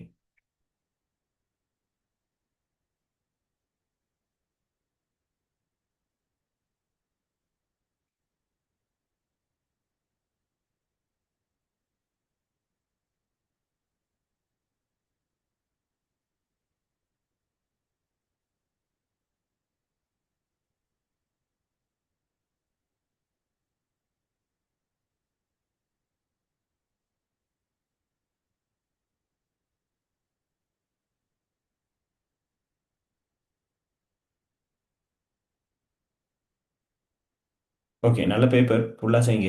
எம்சிக்யூ சைடும் செஞ்சு வைங்க. சரியா? எம்சிக்யூ ஃபுல்லாக செஞ்சு வைங்க. கெமிஸ்ட்ரி செக்ஷனை செஞ்சு வைங்க. நாளைக்கு என்ன மாட்டேன், கிளாஸ் எதுவும் இருக்கா? இல்லைன்னா எஸ்எஃப்டி கொஞ்சம் போட்டு கவர் பண்ணி முடிப்போமா? கொஞ்சம் கூடுதலாக போட்டால் கொஞ்சம் கவர் பண்ணுற மாதிரி இருக்கும். மிஸ் ஆகின பிரச்சனை இல்லை. நாளை போட்டா ஓகே சார். ஓகே தானே? மற்றவங்கள எல்லாருமே ரெக்கார்டிங் பார்க்குறவங்க தான் கூடலாம். இந்த வேறு வேறு கிளாஸஸ், இனி ஐடி கிளாஸஸ் அப்படிலாம் போவாங்க தானே. இப்போ அதெல்லாம் நானும் பெருசாக எதுவும் சொல்கிறது இல்லை. எப்படியோ படிச்சிட்டிங்கன்னா சரி, அவ்வளோதான். எம்சிக்கு எல்லாம் செஞ்சு வைங்க. சரி, எம்சிக்கு ஃபுல் பேப்பரும் செய்யணும். ஃபுல் பேப்பரும் செய்யணும். ஒரு கேள்வி விட்டுறது இல்லை. ஓகே.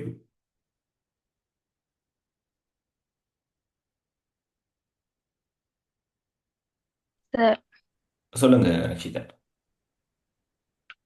44வது எம்சிக்யூ கேள்வி கொஞ்சம் விளங்கப்படுத்துங்களேன். 44 இதுலையா?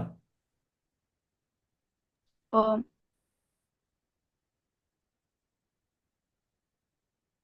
ஓகே, ஒரு வீட்டின் நீர்த்தாங்கியின் வெளிக்குழாயின் உள்விட்டம் 0.5 சென்டிமீட்டர் ஆகும்.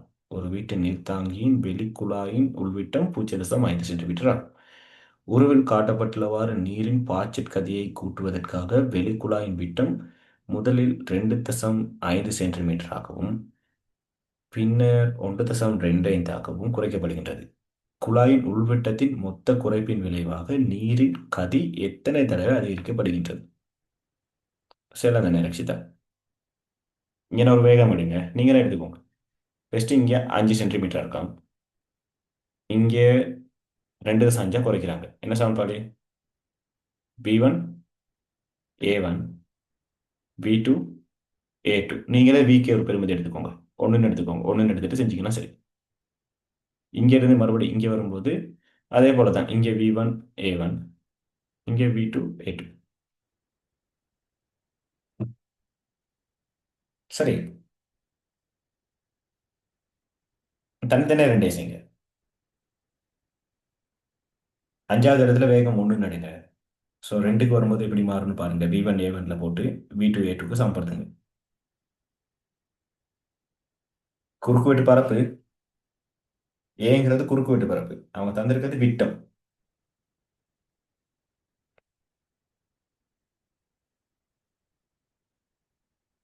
ரசிதா விளங்கிச்சார்.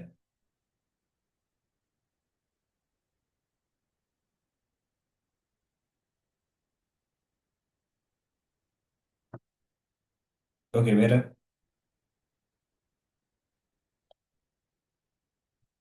சரிடா. அப்போ நாளைக்கு நான் டைமை வந்து சொல்லிவிட்டேன். சரியா? ஈவினிங் ஒரு 8க்கு மாதிரி நம்ம கிளாஸுக்கு போகும். ஓகேவா? ஸோ வேறு எதாவது டவுட் எதுவும் இருந்தால் கட்டாயம் கேளுங்க. படிங்கடா, முடிஞ்ச வரைக்கும் நல்லா படிங்க. அவ்வளோதான் சொல்லணும். சரி, வேறு எதுவும் இருந்தால் கட்டாயம் கேளுங்க. ஓகேவா? முடிஞ்ச வரைக்கும் ரெக்கார்டிங் மிஸ் பண்ணாக்கள் கிளாஸில் ரெக்கார்டிங்காக பார்த்துக்கோங்க. இந்த முறை இதை கொஞ்சம் பாருங்கள். சரி, பாய்கள் கொஞ்சம் ஸ்ட்ரக்சர் பாட்டுக்குன்னு வரலாம். வெப்பவியலில் அந்த ப்ராக்டிக்கல் செஷன், இது ப்ராக்டிக்கல் 3 இருக்குது தானே, அந்த ப்ராக்டிக்கலாக இருக்கக்கூடிய இது வந்து ஸ்ட்ரக்சருக்கு வரலாம் அதுவும். சரியா? என்பி பேப்பர் வந்ததும் அடுத்து என்ஐ பேப்பர் வரும். அடுத்த மாசத்துல என்ஐ பேப்பர் ஒன்று வரும். அடுத்து NP paper, note points paper வரும். அது ரெண்டையும் வச்சா நமக்கு பேப்பர் எப்படி இருக்கும்னு கெஸ் பண்ணிக்கலாம். சரி, அப்போ அதுக்கு முன்னாடி நம்ம 2023 24 கொஞ்சம் ஒருக்க பார்த்துடணும். என்னென்ன கேள்வி வந்திருக்கு, எது எது விடுபட்டிருக்கு, எது எது அடிக்கடி வந்த மாதிரி இருக்கு அப்படின்னு சொல்லிட்டு. ஓகேவா? ரெண்டையும் பார்த்தா தான் அடுத்த பேப்பர் எப்படி இருக்கும்னு நமக்கு சொல்லிடணும். ஓகேவா? ஸோ அடுத்த கிளாஸ்ல பார்க்கலாம். தேங்க்யூ. சார் ஓ சார், ரச்சிதா சொல்லுங்க. அதுக்கு 4 வருது சார். 4 வருதா? ஸ்கீம்ல என்ன ஆன்சர் தந்திருக்காங்க? ஓ 16. 14. ஸ்கீம் பிள்ளையா இருக்க சான்ஸ் இல்லை. பாருங்க, ஓகே சார். V1 A1 போட்டிருக்கீங்க. ஓகே, ஸோ இங்கே V1 A1, so V2 A2. நான் இங்கே வேகம் வந்து 1 எடுக்கிறேன். V1ல வேகம் 1, விட்டம் தந்திருக்காங்க. ஸோ எனக்கு என்ன தேவை? பையார் வர்க்கம். சரி, ஆர் வர்க்கம் எப்போ எவ்வளோ இருக்கும்? 2.5 வர்க்கம்.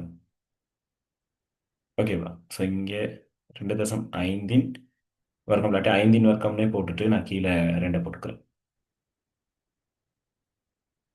ஓகே, 5 வர்க்கம், அதன் கீழ் 4 பை ஆர் வர்க்கம் தானே. ஓகே, பை ஒன்று இருக்கு. இங்கே V2 கேள்வி, V2 இருக்கட்டும். A2க்கு 2.5 வர்க்கம், அதன் கீழ் 4 தர பை. ஸோ பை 2 பக்கம் இருக்கு. இங்கே ஒரு வெட்டு, இங்கே ஒரு வெட்டு. ஓகே, இவரையும் கட் பண்ணி இவரையும் கட் பண்ணிடலாம்.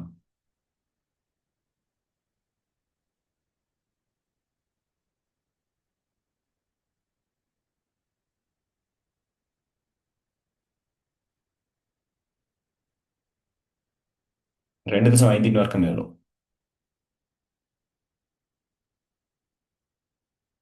சரி சார். ஏன் என்ன பிள்ளை விட்டீங்க? 6.5 வருது. அப்போ இங்கே 25 பிரித்து விடுங்க. 6.5 5.2 ஆச்சு. ஓகே, 25 பிரிக்கணும் 6.25. ஸோ 4ன்னு வரும். இங்கே இங்கே வேகம் 1, இங்கே வேகம் 4.